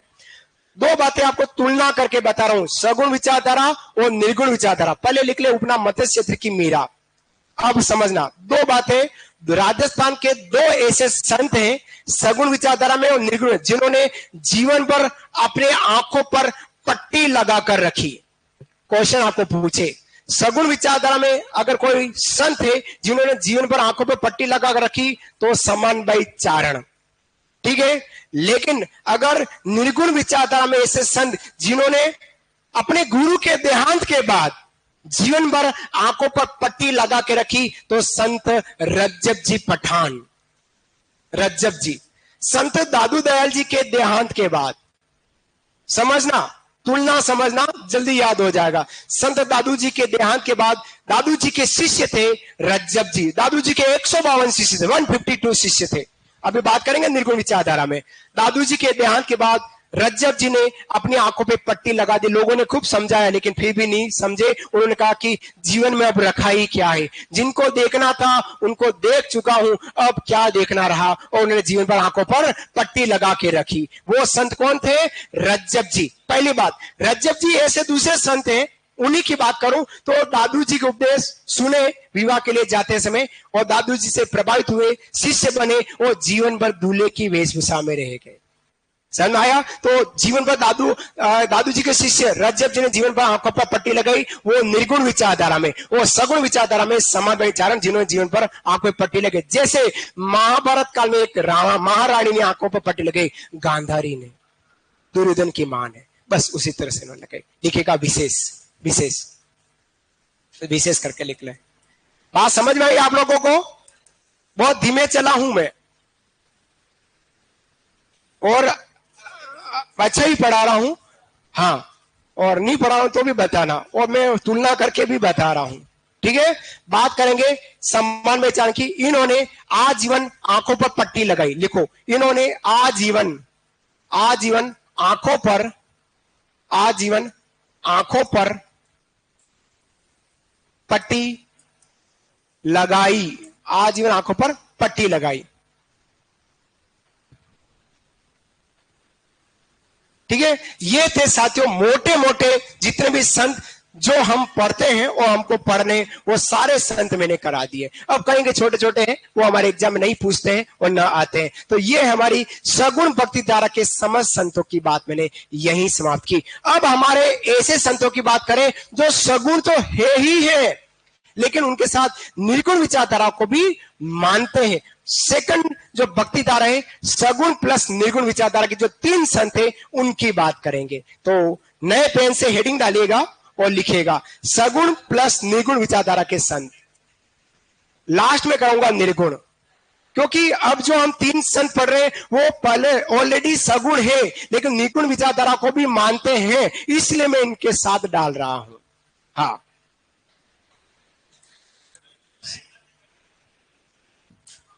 कर्मा भाई नहीं लिखा है? बहुत संत है, यही एग्जाम पूछते हैं, उनकी बात कर ली मैंने। क्या कहा, 8-10 संत और मिल जाएंगे। सगुण प्लस निर्गुण भक्ति धारा लिखेगा, सगुण प्लस निर्गुण भक्ति धारा।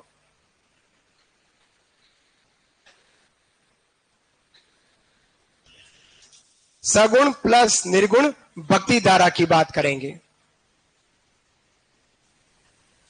सगुण भक्ति धारा के संत अगर हम बात करें, भक्ति धारा, भक्ति धारा या विचारधारा, जो भगवान को आकार और निराकार दोनों रूप में पूजे, वो ऐसे संत की बात करें तो इसमें से एक बढ़िया संत की बात करते हैं जो वागड़ के धनी कहलाते हैं।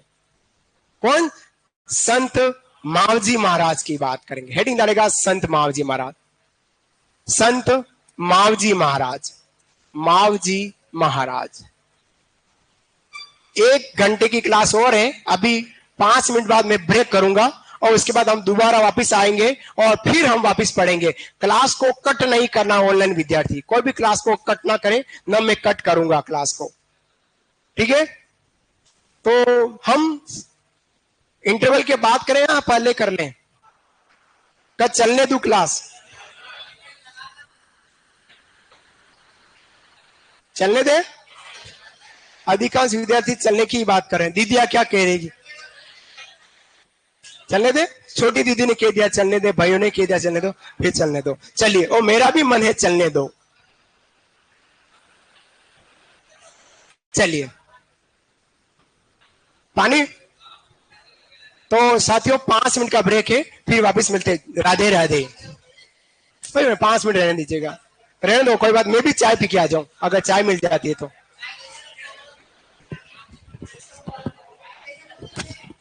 क्लास कट नहीं कर रहा हूं, ऑनलाइन विद्यार्थी है ना, क्लास को डिस्कनेक्ट ना करें, चालू रखें।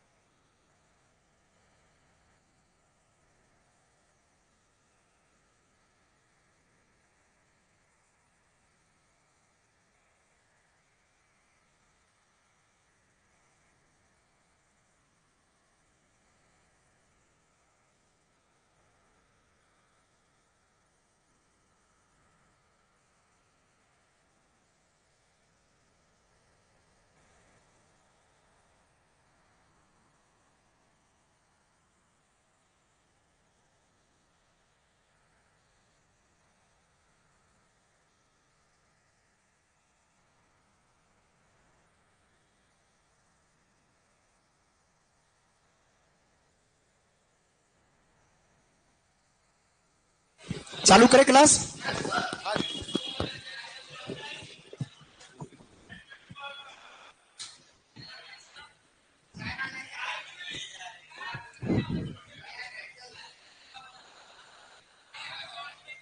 इतनी देर में कौन चाय पिए और कौन पिलाए, और फिर आप चाय नहीं पिए तो मेरे को भी अच्छा नहीं लगे, इसलिए आ गया है।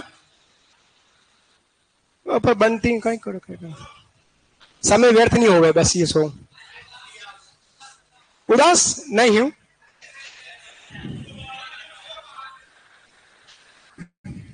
अब अच्छा हो जाऊंगा।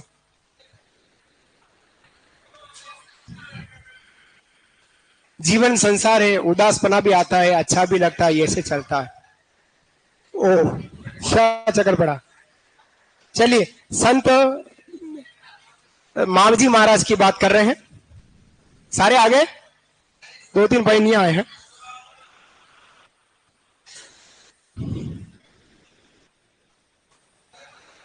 संत मावजी महाराज,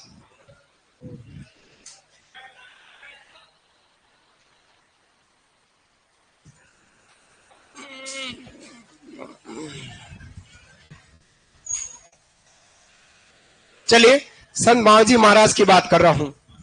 हाँ क्या कह रहे हो, एकदम यूं क्यों किया, क्या हुआ क्या।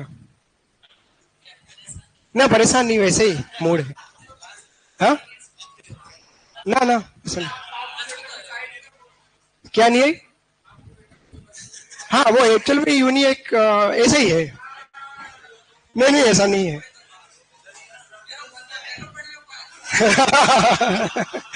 चलिए,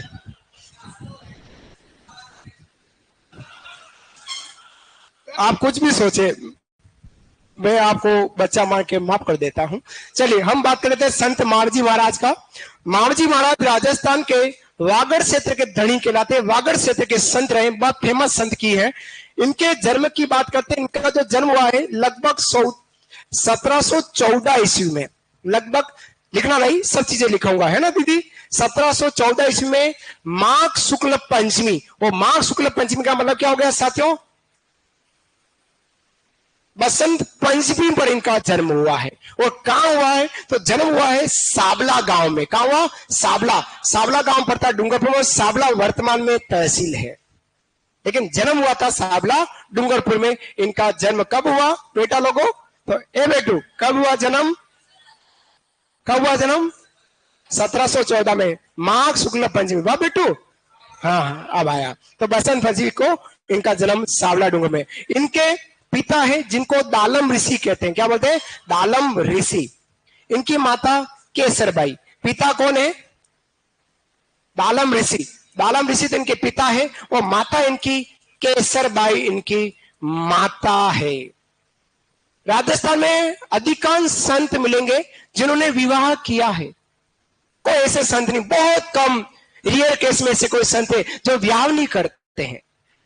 बाकी पहले हर व्यक्ति ने विवाह किया है, मोह माया की जिंदगी में रहे हैं, और उसके बाद वैराग्य धारण किया है। हमारे राजस्थान में कहावत है, गुरु खावे काकड़ी और चेले को दे आकड़ी। आप मेरी बात समझे होंगे, है ना। विरक्त धारण कर बाद में किया है। बात करें संत मावजी महाराज की, मावजी महाराज का जन्म हुआ है 1714 ईस्वी में। माघ बसंत पंचमी को इनका जन्म हुआ है सावला डूंगरपुर में। पिता इनके दालम ऋषि और माता केसरबाई। इनको उप नाम से वागड़ के धनी, अब धनी किसको कहते हैं, मालिक, मालिक मतलब स्वामी। जैसे हमारी लुगाया कहती है, दूसरी लुगा, एक लुगा दूसरी लुगा, थारो धनी कई करे, मारो कई काम नहीं करे, यूं करती ना, थारो धनी कई करे, मारो धनी तो बनवा जा, थारो धनी कई करे, मारो धनी तो रोल पे बनावा जा। समझ में आ गया। तो धनी स्वामी, तो ये संत मावजी महाराज जो है वो वागड़ प्रदेश के डूंगर बांसवाड़ा परतगढ़ जो क्षेत्र है उनके धनी स्वामी कहलाते।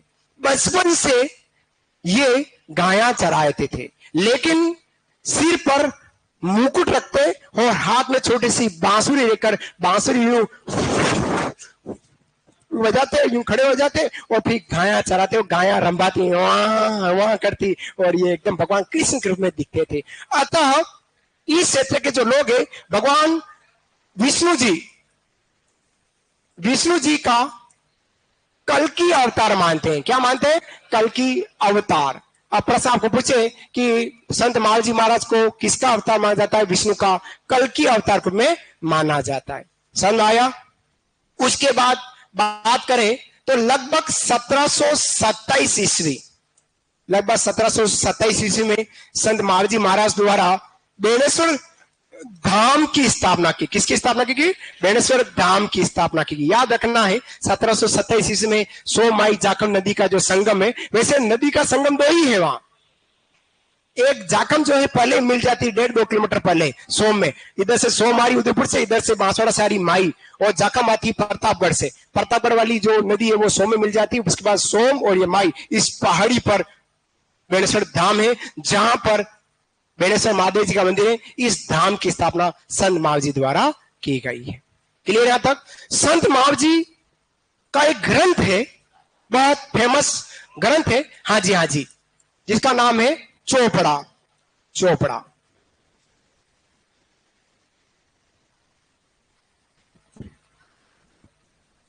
चोपड़ा जो ग्रंथ है वो 5 ग्रंथों से बना हुआ है। चोपड़ा ग्रंथ जो है 5 ग्रंथों का पुलिंदा, जिसको चोपड़ा कह रहे हैं। प्रेम सागर, मेघ सागर, शाम सागर, रतन सागर और अनंत सागर। लाडले विद्यार्थियों समझना, संत मावजी महाराज ने 5 बड़े बड़े ग्रंथ लिखे। इन्हीं ग्रंथों का बना हुआ जो ग्रंथ किताब कहलाई वो क्या कहलाया? चोपड़ा कहलाया। इस चोपड़े में 72,96,000 छंद है। छंद है, दोहे हैं। ठीक है? क्या ग्रंथ का नाम क्या है? चोपड़ा। प्रश्न यहां बनता है आज की तारीख में कि संत मावजी महाराज द्वारा लिखा गया हस्तलिखित ग्रंथ है, वो 5 बड़े बड़े ग्रंथों में है। वो 5 ग्रंथों के नाम क्या क्या है? पढ़िएगा। प्रेम सागर, मेघ सागर, शाम सागर, रतन सागर, अनंत सागर। ओह, ठीक है बेटा, अब तो बराबर हूं। ये है हमारा चोपड़ा। मैं घर पर आज खूब शैतानी की, मैंने खूब शैतानी की आज घर पर, और पत्नी की डांट खा के आया हूं, इसलिए चुप हूं। उसने कहा आज आपने बहुत शैतानी की, क्योंकि मेरे 2 भांजे आए हुए हैं और मेरे 2 बच्चे, 4 जने, उनके साथ खूब शैतानी करी। सुबह उठा हूं 5:30 बजे से लगाकर 1:30 बजे तक शैतानी करता रहा हूं। तो पत्नी ने मेरे को डांटा, क्या करते हो आप, ऐसे क्यों करते हो? मैं कहा बच्चा हूं, बच्चों के साथ बच्चा हूं, बच्चे आए हैं, भांजे आए, उनको लगे हम ननियाल में है ना। तो फिर मेरे को भी अजीब लगा। पत्नी ने कहा कि आप बड़े हो ना, ऐसे बच्चों के साथ क्यों खेलते? होंगे नहीं, खेलना पड़ता है, बच्चे हैं, बच्चों के साथ जो है ना जरूरी। तो वो थोड़ी सी प्रेम भरी डांट थी, वो मन में थी। अब फिर स्नान किया और स्नान करते सीधे आपके पास पहुंचा। भाई ने कह दिया कि सर आज वो बेटू शब्द नहीं आ रहा है, ए बेटू वो नहीं आ रहा। मैंने कहा अब मैं निकालूंगा बेटू। 1 घंटा निकल गया, अब थोड़ा ठीक रिलैक्स महसूस कर रहा हूं और हम बात करें। चोपड़ा ग्रंथ लिखा गया है। ये चोपड़ा ग्रंथ जो लिखा है हिंदी मिश्रित वागड़ी भाषा में, चोपड़ा ग्रंथ। याद रखना, चोपड़े किस बात कर रहा हूं, प्रश्न पूछा जा सकता है। चोपड़ा ग्रंथ में कुल कितने छंद हैं? कितने छंद हैं? 72,96,000 छंद है। चोपड़े कितने भागों में है? 5 भागों में। कौन कौन से हैं?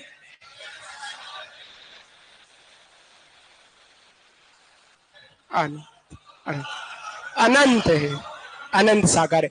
अब इस चोपड़ा के चोपड़ा के दर्शन की बात करते हैं। अब मैं शैतानी नहीं करूं तो आपको तकलीफ, शैतानी कर दूं तो भी आपको तकलीफ है। तो इसके जो दर्शन जो होते हैं वो होते हैं कार्तिक अमावस्या को। एक दिन मैंने लिखा दिया चोपड़ा के दर्शन मोटे तौर पर कार्तिक अमावस्या को होते हैं, और एग्जाम आ गया कि चोपड़ा के दर्शन किस पर्व होते हैं? दीपावली आ गया। तो एक विद्यार्थी ने मैसेज कर दिया, सर आपने कार्तिक अमावस्या लिखा था, देखें दीपावली नहीं लिखाई।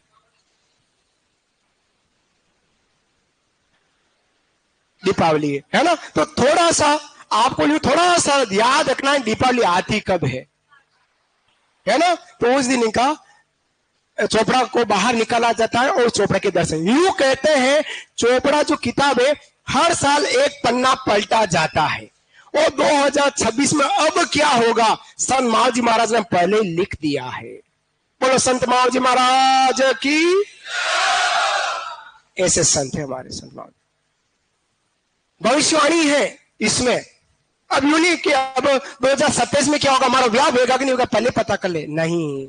हर साल पन्ना पलटेंगे और वह के पीठाधीश होंगे, वो उसको पढ़ेंगे और बताएंगे कि वागड़ में अगले साल क्या होने वाला। कोरोना आने वाला था, वो पहले आपको मावजी महाराज ने कह दिया बहुत बड़ी भयंकर बीमारी आने वाली है। ऐसे संत रहे संत मावजी महाराज। ठीक है, देख लेता हूं, अगर मिल जाते देख लेते हैं, गूगल पे सर्च करें है ना।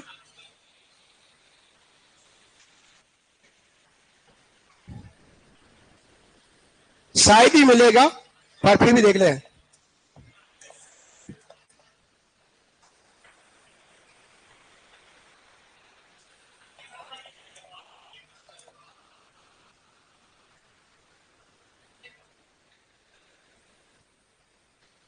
ये है ग्रंथ।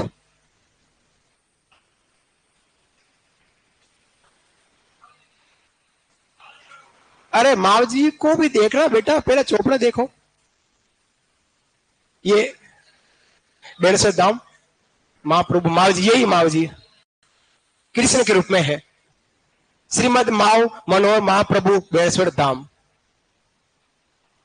किताब कहां गई, किताब देखी जो।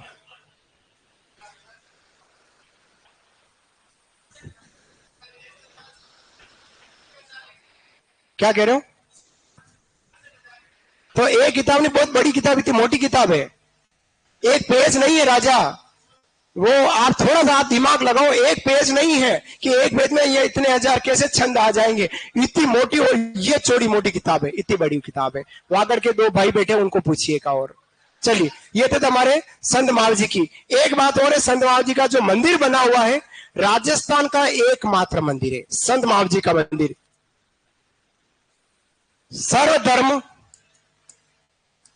समन्वय वादी कौमी एकता का प्रतीक माना जाता है संत मावजी महाराज का मंदिर, जो लगभग 1793 ईस्वी में इनकी पुत्रवती थी जनक कुमारी द्वारा बना है। क्यों बना है सर्वधर्म का, कि यहाँ पर अलग अलग प्रकार के धर्मों की बातें इस मंदिर में डाली गई। जैसे इस मंदिर का जो मुख्य द्वार है, तोरण द्वार जो है, वो जैसे जैन मंदिर का होता है वैसा मेन गेट बना हुआ है। जैन मंदिर के का जो मेन गेट होता है वैसे संत मावजी के मंदिर का गेट बना हुआ, मुख्य द्वार जैन मंदिर जैसा। मंदिर में 4 कोने पर 4 मीनार हैं जैसे मस्जिद में होती है। और मस्जिद में मीनार जो होती वो थोड़ी सी यूं होती है, झुकी हुई होती है, हल्की सी। सेम मीनारे यहाँ पर भी 4 मीनारे मस्जिद जैसी हल्की सी यूं झुकी हुई है। हाँ, नहीं पढ़ूंगा। ठीक है, 2 बातें। तीसरा, मंदिर के बाहर की जो गुम्मटी है, गुम्मद जो है वो बौद्ध मंदिर जैसा है। हाँ, मिल जाएगा, दिखाएंगे। ठीक है, तीसरा। चौथा, मंदिर का जो आकार है वो गिरनार जैसा, चर्च गिरनार जैसा। वो मंदिर के गर्भगृह में भगवान विष्णु की मूर्ति, किसकी मूर्ति है? भगवान विष्णु की मूर्ति। 5 धर्म का कौमी एकता का प्रतीक है, तो हमारे संत मावजी महाराज का मंदिर कहलाता है।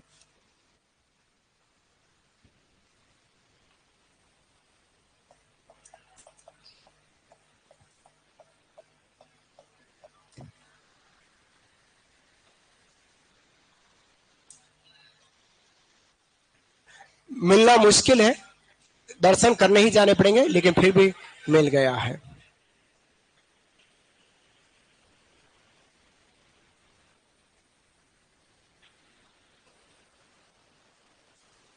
ये मंदिर है, हाथ जोड़ लो, यहीं से मनोकामना पूरी करते हैं। मजाक नहीं कर रहा हूं, ठीक है। चलिए, अनुमति नहीं देनी है और सीधे अपन बात करेंगे संत मावजी महाराज की। इनकी याद में, संत मावजी की याद में माघ पूर्णिमा, कौन सी पूर्णिमा? माघ पूर्णिमा को सोम, माही, जाखम नदी के संगम पर मेला लगता है, मेलो लगता है। किसका? आदिवासियों का कुंभ मेला संत महाजी की महाराज की याद में लगता है। वो हमारा यहाँ इस मंदिर के निकट बेड़ेश्वर महादेव जी का मंदिर है, जो विश्व का एकमात्र मंदिर जो खंडित शिवलिंग के रूप में पूजा जाता है।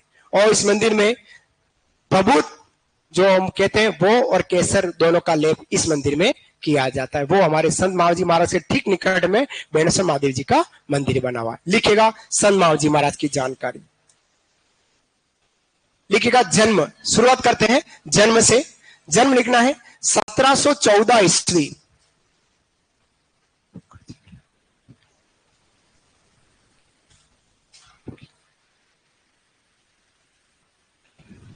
1714 ईस्वी माघ शुक्ल पंचमी। 1714 ईस्वी माघ शुक्ल पंचमी, जिसको बसंत पंचमी कहते हैं। माघ शुक्ल पंचमी, क्वेश्चन लिखो बसंत पंचमी, एक ही बात है, तिथि पूरी लिख रहा हूं जिससे आपको ध्यान में रह जाए। माघ शुक्ल पंचमी, बसंत पंचमी, साबला डूंगरपुर में इनका जन्म हुआ है। साबला डूंगरपुर, साबला डूंगरपुर में इनका जन्म हुआ है। फिर लिखना है इनके पिता, पिता इनके दालम ऋषि, पिता इनके दालम ऋषि, पिता इनके दालम ऋषि, ये तो हो गए इनके पापा जी। पिता इनके दालम ऋषि और माता केसरबाई, माता इनकी केसरबाई, माता इनकी केसरबाई इनकी माता जी हैं, माता इनकी केसरबाई। पिता दालम ऋषि, माता केसरबाई। फिर बात करते हैं इनका उपनाम। उपनाम इनको बोलते हैं वागड़ के धनी या वागड़ के स्वामी। वागड़ के धनी या वागड़ के स्वामी कहलाते हैं संत महाजी महाराज। वागड़ के धनी या वागड़ के स्वामी संत महाजी महाराज कहला रहे हैं। ठीक है, फिर बात करते हैं अवतार। ये अवतार की बात करते हैं, संत महाजी के इनके अवतार हैं। लिखेगा अवतार, प्रभु विष्णु के कल की अवतार, प्रभु विष्णु का कल की अवतार, प्रभु विष्णु का कल की अवतार माना जाता है। प्रभु विष्णु का कल की अवतार, निष्कलंक अवतार कह सकते हैं या कल की अवतार कह सकते हैं, है ना। संत महाजी ने संप्रदाय चलाया निष्क कलंक। कौन सा संप्रदाय चलाया? निष्क कलंक, निष्क कलंक, निष्कलंकी या निष्क कलंक अवतार और ये संप्रदाय। और निष्कलंकी का मतलब होता है पाप रहित, जिसमें कोई पाप ना हो। भगवान कृष्ण में कोई पाप नहीं था, वैसा इन्होंने एक संप्रदाय चलाया जिसका नाम क्या रखा गया? निष्कलंकी संप्रदाय। लिखेगा संप्रदाय का नाम, संप्रदाय का नाम डस करना निष्कलंक या निष्कलंकी संप्रदाय, निष्कलंकी संप्रदाय। निष्कलंकी के क्वेश्चन लिखना है पाप रहित। हाँ जी, संप्रदाय का नाम है निष्कलंकी। क्वेश्चन लिखो पाप रहित, कोई पाप नहीं, किसी प्रकार का कोई पाप नहीं है, ऐसा संप्रदाय संत महाजी महाराज द्वारा चला गया। इनमें भी कोई पाप नहीं था और ना इन्होंने कभी पाप किया, ना ये करने देते। महाजी की अगर सौगंध ले लिए तो 100% बात सत्य है, ऐसा वागड़ के लोग करते हैं, है ना। वागड़ के लोग बहुत भोले हैं। हमारा मेवाड़ का ही हिस्सा है वागड़, और वागड़ में ज्यादा है भील जनजाति के लोग। भील और मीणा आपको इधर ही मिलेंगे और सब महाजी महाराज को मानते हैं। बात करते हैं अवतार की हो गई, संप्रदाय की हो गई। अब लिखेगा बेणेश्वर धाम की स्थापना, बेणेश्वर धाम की स्थापना। लिखेगा बेणेश्वर धाम की स्थापना, बेणेश्वर धाम की स्थापना डेस करना 1727 ईस्वी, 1727 ईस्वी, 1727 ईस्वी डूंगरपुर, 1727 ईस्वी डूंगरपुर जो बेणेश्वर धाम कहलाता है वही, 1727 ईस्वी डूंगरपुर में। बात करता हूं हस्तलिखित ग्रंथ की। लिखेगा हस्तलिखित ग्रंथ, इनके द्वारा लिखा गया ग्रंथ, हस्तलिखित हाथों से लिखा है पूरे ग्रंथ को। बहुत बड़ा यह ग्रंथ है, कभी दीपावली के दिन इधर आइएगा और इस ग्रंथ के दर्शन कीजिएगा। लगभग 3.5 फीट के आसपास तो वो किताब है, इतनी लंबी, चौड़ी 2 फीट की किताब, इतनी बड़ी किताब है, छोटा सा पेज नहीं और ये मोटी किताब है ना, जिसमें इतने छंद है, कोई एक पेज नहीं है। तो हर्ष की ग्रंथ का क्या नाम है? चोपड़ा। चोपड़ा के क्वेश्चन में लिखो 5 बड़े ग्रंथ से बना, 5 बड़े ग्रंथ से बना, 5 बड़े ग्रंथ से बना। कौन कौन से ग्रंथ है? वो 5 ग्रंथों के नाम आप नोट डाउन कर लीजिएगा। 5 ग्रंथों के नाम आप नोट डाउन कर लीजिएगा।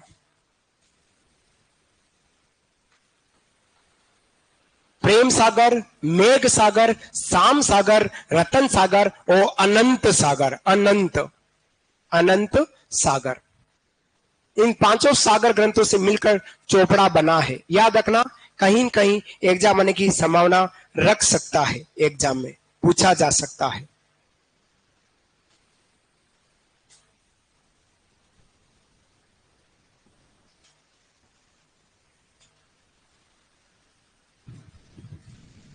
चोपड़ा जो हस्तलिखित ग्रंथ है वो 5 ग्रंथों में विभाजित है, बड़े बड़े ग्रंथ है। प्रेम सागर, मेघ सागर, शाम सागर, रतन सागर और अनंत सागर।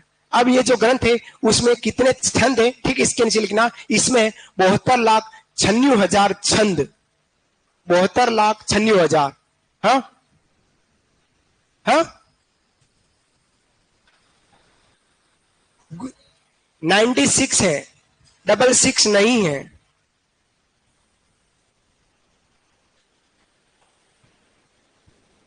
96 है, 96 है, 66 नहीं है। 72,96,000 छंद, कौमा, छंद मतलब दोहे, दोहे के रूप में है ना, कौमा, हिंदी मिश्रित वागड़ी भाषा में रचित, हिंदी मिश्रित वागड़ी भाषा में रचित, हिंदी मिश्रित वागड़ी भाषा में रचित, हिंदी मिश्रित वागड़ी भाषा में रचित है, हिंदी मिश्रित वागड़ी भाषा में रचित है, हिंदी मिश्रित वागड़ी भाषा में रचित यह ग्रंथ है।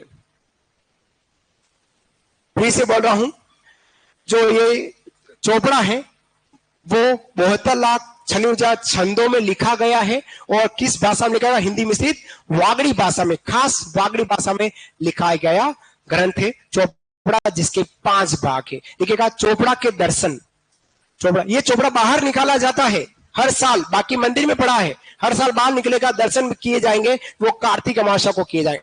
लिखिएगा, चोपड़ा के दर्शन कार्तिक अमावस्या दीपावली, कार्तिक अमावस्या दीपावली,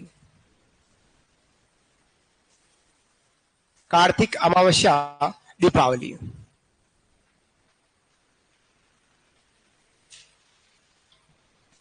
दीपावली, ठीक है।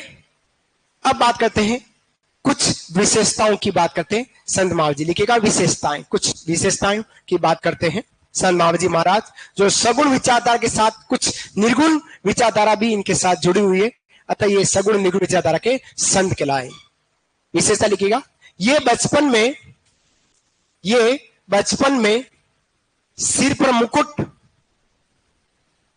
ये बचपन में सिर पर मुकुट कौमा हाथों में बांसुरी, सिर पर मुकुट कौमा हाथों में बांसुरी, ये बचपन में सिर पर मुकुट कौमा हाथों में बांसुरी लेकर गाया चराया करते थे, लेकर गाया चराया करते थे।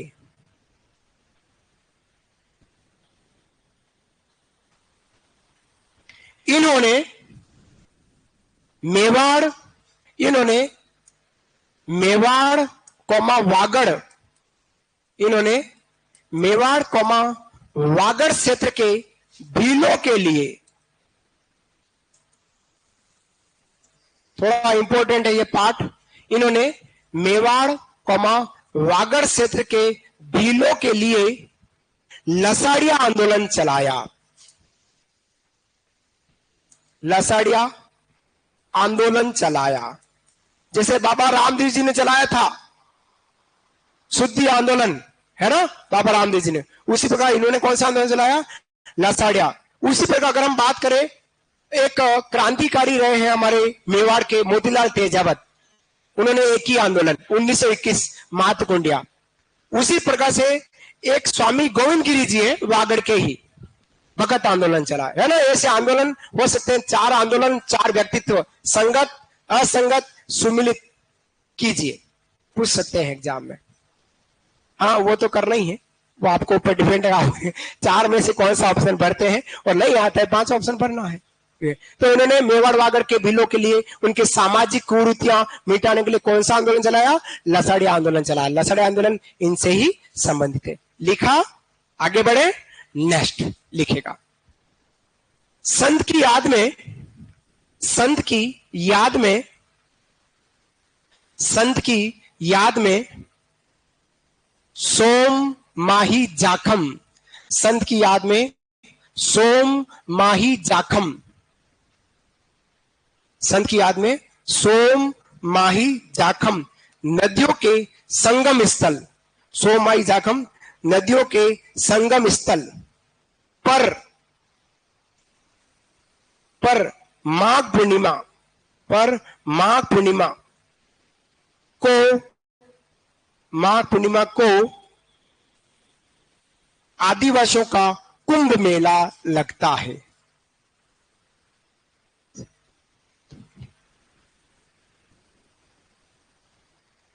संत की याद में सोम माही जाखम नदियों के संगम स्थल पर आदिवासियों का कुंभ मेला लगता है ना, माघ पूर्णिमा पर, माघ पूर्णिमा पर आदिवासी। इन्होंने क्या किया? मेवाड़ और वागड़ क्षेत्र के भीलों के जो सामाजिक कुरीतियां थी भीलों में, उनको मिटाने के लिए उन्होंने कौन सा आंदोलन चलाया? लसाड़िया। और इनकी याद में मेला लग रहा है माघ पूर्णिमा को सोम माही जाखम नदी के संगम स्थल पर, बेणेश्वर मेला है ना, जिसको आदिवासियों का कुंभ मेला, जहां आदिवासी लोग अपना जीवन साथी चुनते हैं। ये आपको थोड़ा थोड़ा पता है। बढ़े आगे, नेक्स्ट। इनकी लिखेगा, इनकी पुत्रवधू जनक कुमारी, इनकी पुत्रवधू जनक कुमारी द्वारा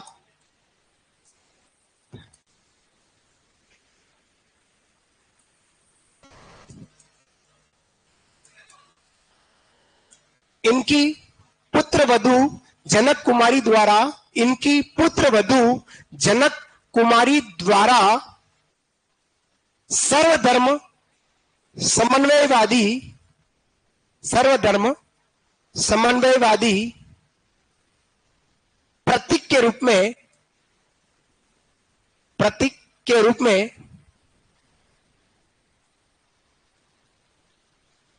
सर्वधर्म समन्वयवादी एकता प्रतीक के रूप में मावजी का मंदिर बनवाया, मावजी का मंदिर बनवाया, जहां मावजी का मंदिर बनवाया। फिर से बोल रहा हूं, आराम से लिखना, फिर से बोल रहा हूं, फिर से बोल रहा हूं। इनकी पुत्रवधू जनक कुमारी द्वारा सर्वधर्म समन्वयवादी एकता के प्रतीक का मावजी का मंदिर बनवाया, जहां, जहां लिखा और कोमा कर दे, वहां जहां कोमा, जहां लिखा वहीं कोमा कर दे, जहां को जहां लिखा वहीं कोमा कर दे, और ठीक उसके नीचे वाली लाइन में लिखना है, जहां कोमा डैश कर ले, और फिर लिखेगा मंदिर का मुख्य द्वार, मंदिर का मुख्य द्वार जैन मंदिर जैसा, ऐसा लिखेगा। जहां लिखा उसके ठीक नीचे, जहां शब्द लिखा कोमा करे और ठीक नीचे लिखेगा मंदिर का मुख्य द्वार जैन मंदिर जैसा। मंदिर की मीनारे मस्जिद जैसी,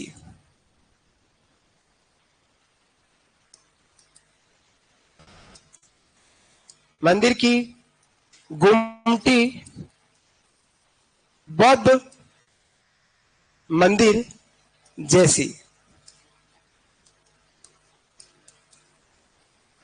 मंदिर का आकार गिरनाहार जैसा। 5 धर्म आपके सामने आ रहे हैं। मंदिर के गर्भगृह, प्रभु विष्णु की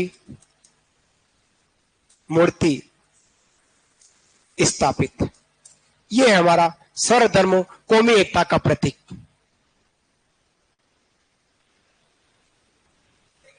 हाँ, तीसरे मंदिर की घुमटी कुम्मट, ऊपर वाला गोल आकार जो होता है, बौद्ध मंदिर जैसी।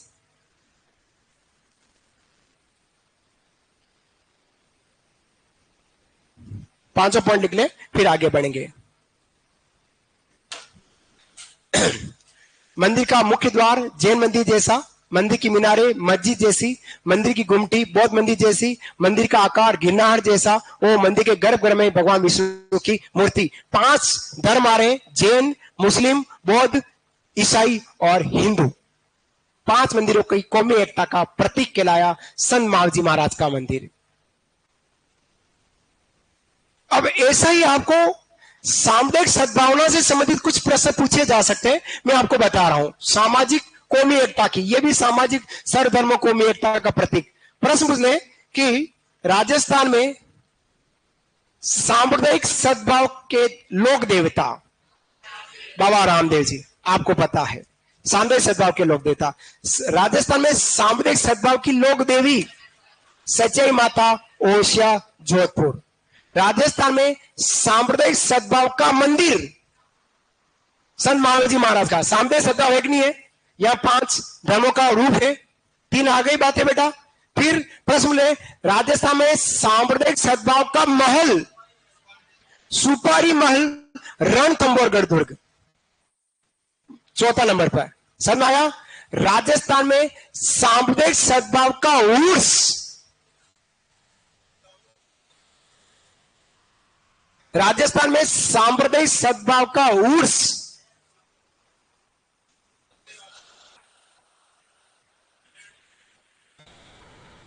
हाँ, कौन बोला पीछे, तेज बोलो। नागौर वाले नहीं नहीं नहीं नहीं नहीं नहीं नहीं नहीं नहीं नहीं। शक्कर बाबा पीर नरहड़ के धनी झुंझुनू। अब उनको सांप्रदायिक सद्भाव का उर्स क्यों कहते हैं राजा, क्योंकि उनका उर्स जन्माष्टमी पर लगता है। ये 5 पॉइंट जहां आपने सोचना बंद किया वही पॉइंट बना है, जो बहुत कम लोगों को आया है। ये 5 चीजें याद रखनी है। समझ में आया। प्रश्न पूछा जा सकता है। फिर से बोलो, सांप्रदायिक सद्भाव के लोक देवता बाबा रामदेव जी, कंठ में ले लो। सांप्रदायिक सद्भाव की लोक देवी सच्चाई माता। सांप्रदायिक सद्भाव का महल सुपारी महल रणथंभौर दुर्ग समय माधो। महल के निकट मंदिर मस्जिद बना है, इसलिए सुपारी महल को सांप्रदायिक सद्भाव। सांप्रदायिक सद्भाव का मंदिर संत बाबा राम जी का, माव जी का मंदिर। वो सांप्रदायिक सद्भाव का उर्स शक्कर बाबा पीर नरहड़ के धनी। शक्कर बाबा पीर का उर्स झुंझुनू में लगता, नरहड़ झुंझुनू में लगता है, जो जन्माष्टमी में। ये 5 बातें सांप्रदायिक सद्भाव की बातें हैं। कोई भी एक प्रश्न आवे तो याद रखना है, ठीक है। बात समझ आई। बढ़ू आगे, चलिए। ये थे हमारे संत मावजी महाराज की बात करेंगे हम अगले संत चरणदास जी की बात करते हैं। संत चरणदास जी की हेडिंग डालेगा संत चरणदास जी, जो सगुण और निर्गुण दोनों विचारधारा के संत कहलाते हैं। संत चरणदास जी। जरा सा पानी कहां पिए, बोतल वो सही है कि ये सही है, कौन सी? नहीं नहीं, उस भाई ने आगे किया है। दोनों की पी लूंगा बेटा, दोनों की। आशीर्वाद आप तो लेते ही नहीं हो, आप तो टीका टिप्पणी करते हो। मैं पढ़ाता हूं, आप इधर उधर देखते हो। आप भी लो, पिलाओ मेरे को पानी, आशीर्वाद आपको खूब मिले।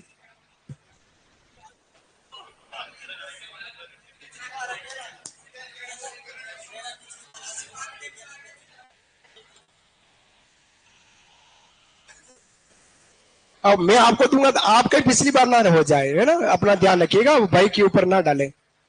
हम बात करेंगे संत चरणदास जी की। माता पिता ने हमको पैदा किया, हमको बड़ा किया और हमारी शादी करा दी। यही तक माता पिता का कर्म होता है। लेकिन सरकारी नौकरी लगाने का काम माता पिता का नहीं है, है ना। माता पिता का आशीर्वाद जरूर रहेगा, लेकिन नौकरी आपकी मेहनत से लगेगी। अब आप कह दे कि आपके आरसीवा से लग जाए या आपने आरसीवा दे दिया ये हो गया, वो नहीं है। समझदार बनो। हम बात करेंगे संत चरणदास जी की। किसकी बात करेंगे? संत चरणदास जी की बात करेंगे। चरणदास जी, चरणदास जी। इन पे प्रश्न 2023 थर्ड ग्रेड रिट एग्जाम में, टीचर्स भर्ती एग्जाम इस प्रश्न को पूछा है, रिट मेंस में।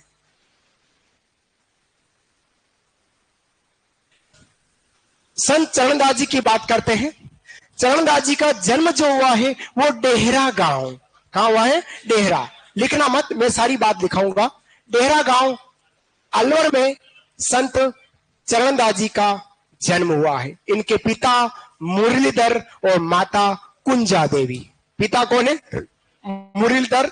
पिता इनके मुरलीधर हैं और माता इनकी कुंजा देवी। और ये जाति से बढ़िया है, मुरलीधर बढ़िया। इनके बचपन का नाम रणजीत था। क्या नाम था? रणजीत इनके बचपन का नाम रहा है। जन्म डेहरा गांव अलवर में। पिता इनके मुरलीधर बढ़िया, माता इनकी कुंजी देवी और बचपन का नाम क्या है? रणजीत रहा। इनके गुरु का नाम है सुखदेव मुनि। कौन है बेटा? सुखदेव मुनि इनके गुरु जी का नाम है। यहां तक तो एक 10वीं की मार्कशीट की जानकारी हो गई है ना, एक ऑब्जेक्टिव जानकारी। संत चरणदास जी की बात करें, इनका समाधि स्थल की बात करते हैं तो इनका समाधि स्थल जो है वो नई दिल्ली में है। कहां पर है? नई दिल्ली में है।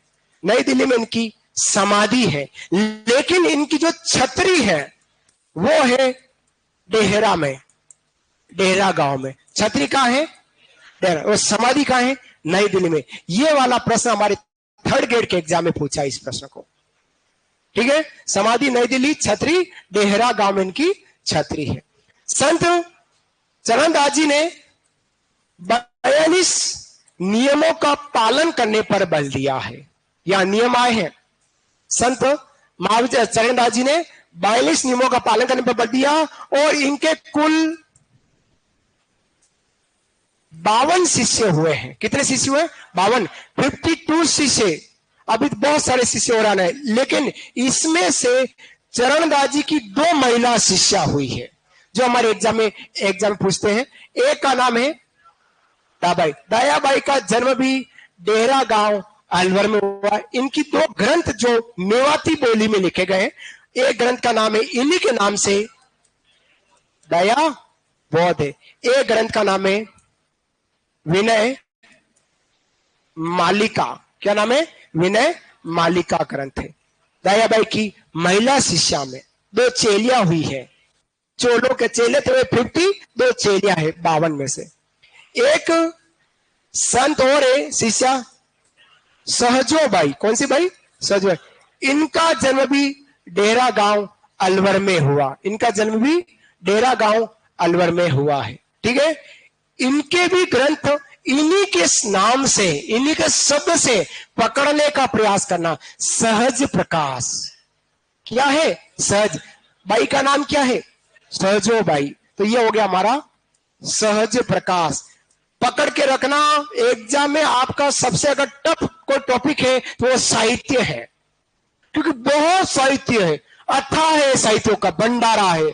कितने ज्ञात करें, इतने साहित्य, इतने साहित्यकार, इसलिए पकड़ के रखना। सहज प्रकाश सहजोबाई का।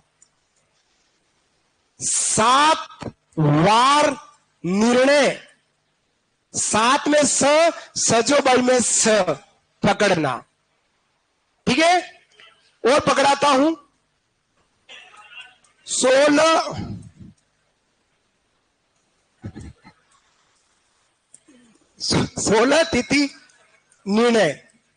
ये स, ये स और ये स और ये स, शायद मेरे हिसाब से आप नहीं भूलेंगे। मेरे हिसाब से समझ में आया बेटा? क्लियर?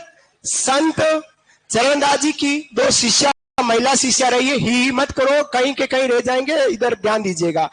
42 नियम, 52 शिष्य रहे, उनसे 2 महिला शिष्य हैं। दयाबाई। दयाबाई ने क्या लिखा? दया बोध और विनय मालिका लिखा है। विनय मालिका इस याद करना है। दयाबाई का, क्यों दया बहुत दयाबाई है, जेठालाल की दयाबाई नहीं है ये हमारी चरणदास जी की दयाबाई है। और क्या लिखा राजा विनय मालिका। इसके अलावा सहजोबाई इनकी एको शिष्या है, उन्होंने स नाम के, इन्हीं के नाम से स ग्रंथ लिखे। पहला ग्रंथ सहज प्रकाश, सहज है, मेवाड़ा से बहुत सहज है, सहज प्रकाश। और हूं वैसे वास्तव में मैं अपने आप को भी मानता हूं, क्योंकि भगवान ने मेरे को पैदा किया, फुर्सत में नहीं किया, बहुत टाइम लगाया।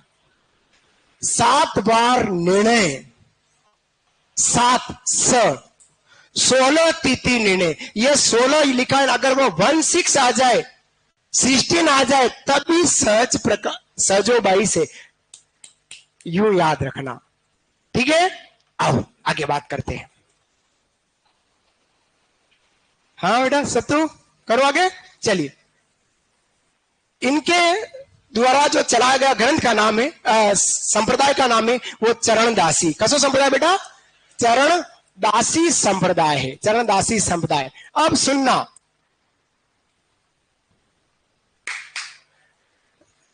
ये टप टप का मतलब अटेंशन, सुनने की बात को है ना, टप टप का मतलब और कोई गड़बड़ नहीं है, मैं यूं करता हूं।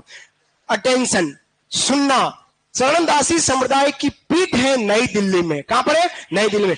राजस्थान का एकमात्र संप्रदाय जिनके संत राजस्थान से है, लेकिन इनकी मुख्य पीठ नई दिल्ली में है, राजस्थान से बाहर है। संत चरणदास जी, क्लियर? इस संप्रदाय के जो संत है वो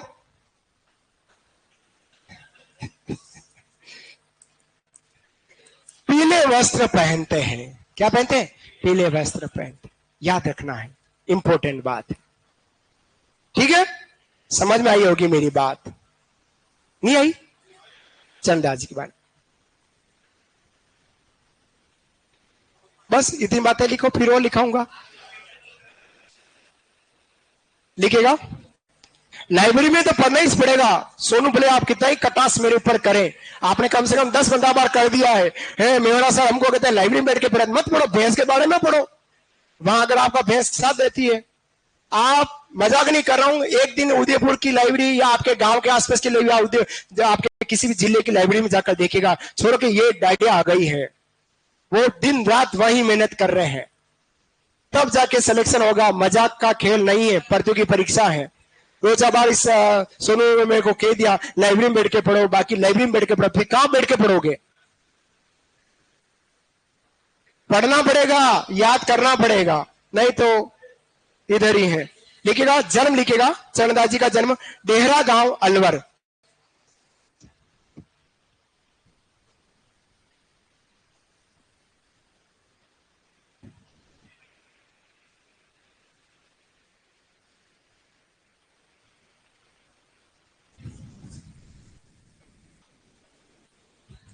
तो इनका जन्म हुआ है डेहरा गांव अलवर। फिर लिखेगा पापा, बेटा लिख सोनू, हाँ तो लिखो ना, लिखेगा पिता। सोनू पर मेरा विशेष ध्यान है, क्योंकि 16 में आया, 16 तारीख को सहजोबाई और सोनू, वो 16 तारीख मार्च है ना। तो पहली बार मेरे से सोनू मिला, आगे आगे बैठा था और उसने मेरे को देखा, मैंने भी इसको देखा। उसी दिन से आज तक ये देख ही रहा है मेरे को। पिता है मुरलीधर और माता है कुंजाबाई। पिता इनके मुरलीधर और माता इनकी कुंजाबाई। कौन सा बगिया?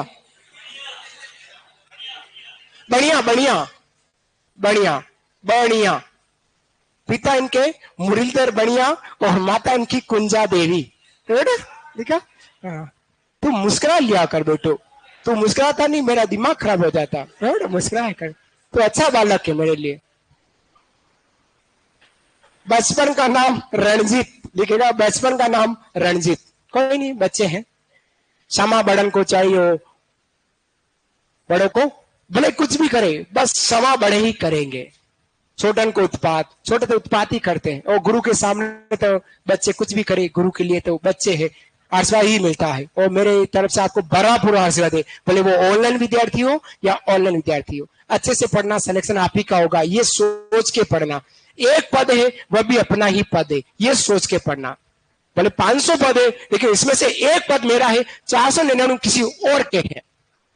भले टॉप में आवे या लास्ट में आवे कोई फर्क नहीं पड़ता, तनख्वाह में कोई फर्क नहीं पड़ने वाला, लेकिन मेरिट में जरूर आवे। 501 पे लटक गया हूं तो कोई मतलब नहीं, 500 में आ जावे, बस काम हो गया आपका। फर्स्ट आया, टॉप आया, उसको हो सकता है पोस्टिंग लेट मिले, लेकिन आपको जल्दी मिल जाएगी, क्योंकि इस पर कार्रवाई चलेगी कि फर्स्ट कैसे आया। है ना, इसलिए आपको तो मेरिट में आना है, विद्वान नहीं बनना है, विद्वान नहीं बनना है। विद्वान जो पढ़ा रहे हैं वो बने हुए हैं, आप तो बस अपना सिलेक्शन ले जाए, वो अपनी जिंदगी जिए। बचपन का नाम रणजीत, गुरु का नाम सुखदेव मुनि। बचपन का नाम रणजीत और गुरु का नाम सुखदेव मुनि। सुखदेव मुनि, सुखदेव मुनि। फिर लिखिएगा समाधि स्थल, समाधि स्थल। समाधि स्थल नई दिल्ली, समाधि स्थल लिखिएगा नई दिल्ली, समाधि स्थल लिखी नई दिल्ली। लिखा राजा, आपका दोस्त नहीं आ रहा है बाड़मेर बालोतरा का। हाँ, समाधि स्थल नई दिल्ली। फिर लिखिएगा छतरी, छतरी हर व्यक्ति पर निगाहें रहती है मेरी। लिखिएगा छतरी, छतरी है डेहरा गांव अलवर, जहां इनकी टोपी ओपी सब रखी हुई है, डेहरा गांव अलवर में। डेहरा गांव अलवर में इनकी छतरी है, वाह बेटा, छतरी की डेहरा गांव अलवर में। लिखिएगा संप्रदाय का नाम, संप्रदाय का नाम। अगला पॉइंट लिखो, संप्रदाय का नाम। संप्रदाय का नाम, इनके संप्रदाय का नाम क्या था? चरणदासी संप्रदाय, चरणदासी, इन्हीं के नाम से संप्रदाय का नाम है चरणदासी संप्रदाय। संप्रदाय का नाम चरणदासी संप्रदाय। ठीक इसके नीचे लिखना मुख्य पीठ, मुख्य पीठ, मुख्य पीठ नई दिल्ली। मुख्य पीठ कहां है? नई दिल्ली में इनकी मुख्य पीठ है। मुख्य पीठ इनकी नई दिल्ली, मुख्य पीठ इनकी नई दिल्ली। लिखा बेटा? लिखेगा नोट, यहां एक नोट ना को डालो, नोट, नोट, मुख्य पीठ नई दिल्ली। अब लिखना है नोट, राज्य का एकमात्र संप्रदाय, राज्य का एकमात्र संप्रदाय।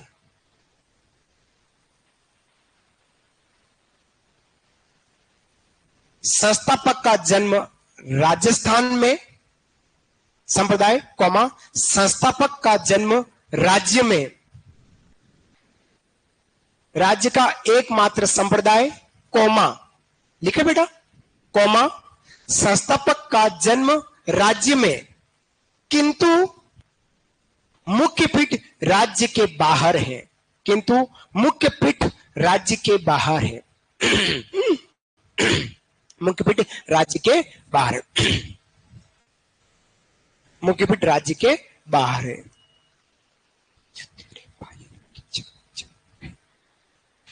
कल टेस्ट है आपका हस्तकला और लोकगीतों का। अगला लिखिएगा। हाँ बेटा, कौन से क्वेश्चन दिए? एक तो दिया है मैंने, किसका दिया याद नहीं आ रहा मेरे को। लोकगीतों पे है 4-5 प्रश्न। हाँ, एक तो जीआई टेक फिक्स है। हाँ, शायद सांगरी पर जीआई टेक का पूछा गया। जीआई टेक दो सांगरी को किसे 2025 में मिला, कब मिला, यू पूछा है मैंने सांगरी पर, है ना। तो 2025 याद करके टिक कर देना, ठीक है। आओ आगे बात करते हैं। देखिएगा, शिष्यों को नियम दिए, शिष्यों को नियम दिए। हाँ, पेपर लीक है, देखो कल पेपर में आवे कि नहीं आवे। सांगरी आ जाए तो सब्जी बना के खा जाना। शिष्यों को नियम दिए 42, शिष्यों को नियम दिए 42 नियम दिए। शिष्यों को कितने नियम दिए? 42 नियम दिए। फिर ना कुल शिष्यों की संख्या, कुल शिष्यों की संख्या, कुल शिष्यों की संख्या कितनी है? देखिएगा 52, 52। कुल शिष्यों की संख्या 52, 52 शिष्य इनके। मैं भी बनूंगा आने वाले समय में संत। हाँ, सही कह रहा हूं, और मेरा भी एक अपना संप्रदाय होगा, पर उसमें मैं जो भी अगर मेरा संप्रदाय में जुड़ेगा तो मैं एक टेस्ट लूंगा, परतु की परीक्षा टेस्ट।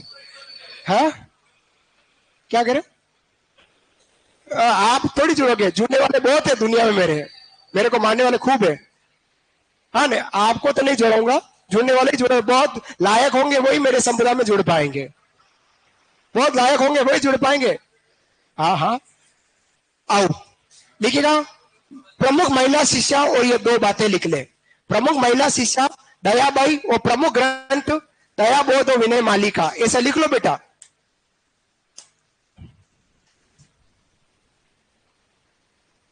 जो मेरे को पसंद नहीं करते हैं वो ही ज्यादा लाइक करते हैं अंदर ही अंदर, मेरे को ये पता है, लेकिन वो बाहर दिखावा नहीं करते हैं।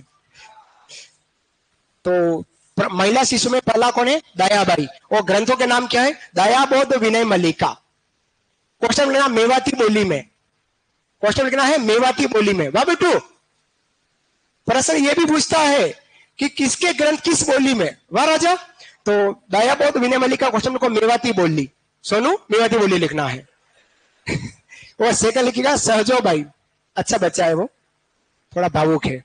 सहजोबाई, सहजोबाई के सामने लिखो सहज प्रकाश, 7 बार निर्णय और 16 तिथि निर्णय, और इसके क्वेश्चन लिखना मेवाती बोली में। बहुत अच्छा बात है, ऑनलाइन विद्यार्थी भी मेरे संप्रदाय में जुड़ेंगे, बहुत अच्छा, फर्स्ट स्टूडेंट, गुड। चलिए अच्छा लगा सुन के। एक नारियल 101 रुपए, 2 फोटो और आधार कार्ड की फोटोकॉपी तैयार रखना है। भजन होंगे, गेम थोड़ी होंगे। हाँ भजन, और अपन सगुण निर्गुण दोनों ही के करेंगे, है ना। मैं दोनों को मानता हूं, आस्तिक भी हूं नास्तिक भी हूं मैं। तो सहजोबाई के ग्रंथ के नाम क्या है? सहज प्रकाश, 7 बार निर्णय और 16 तिथि निर्णय। क्वेश्चन ना है मेवाती बोली। लिखा बेटा? लिखा? हाँ तो लिखो ना बेटा, मैंने कब मना किया, लिखो ना। अरे हूं क्या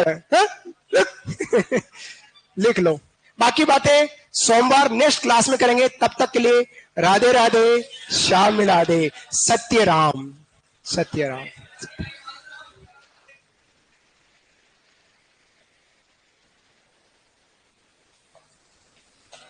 अच्छा लगा आपने मेरे को 2 घंटे तक झेला।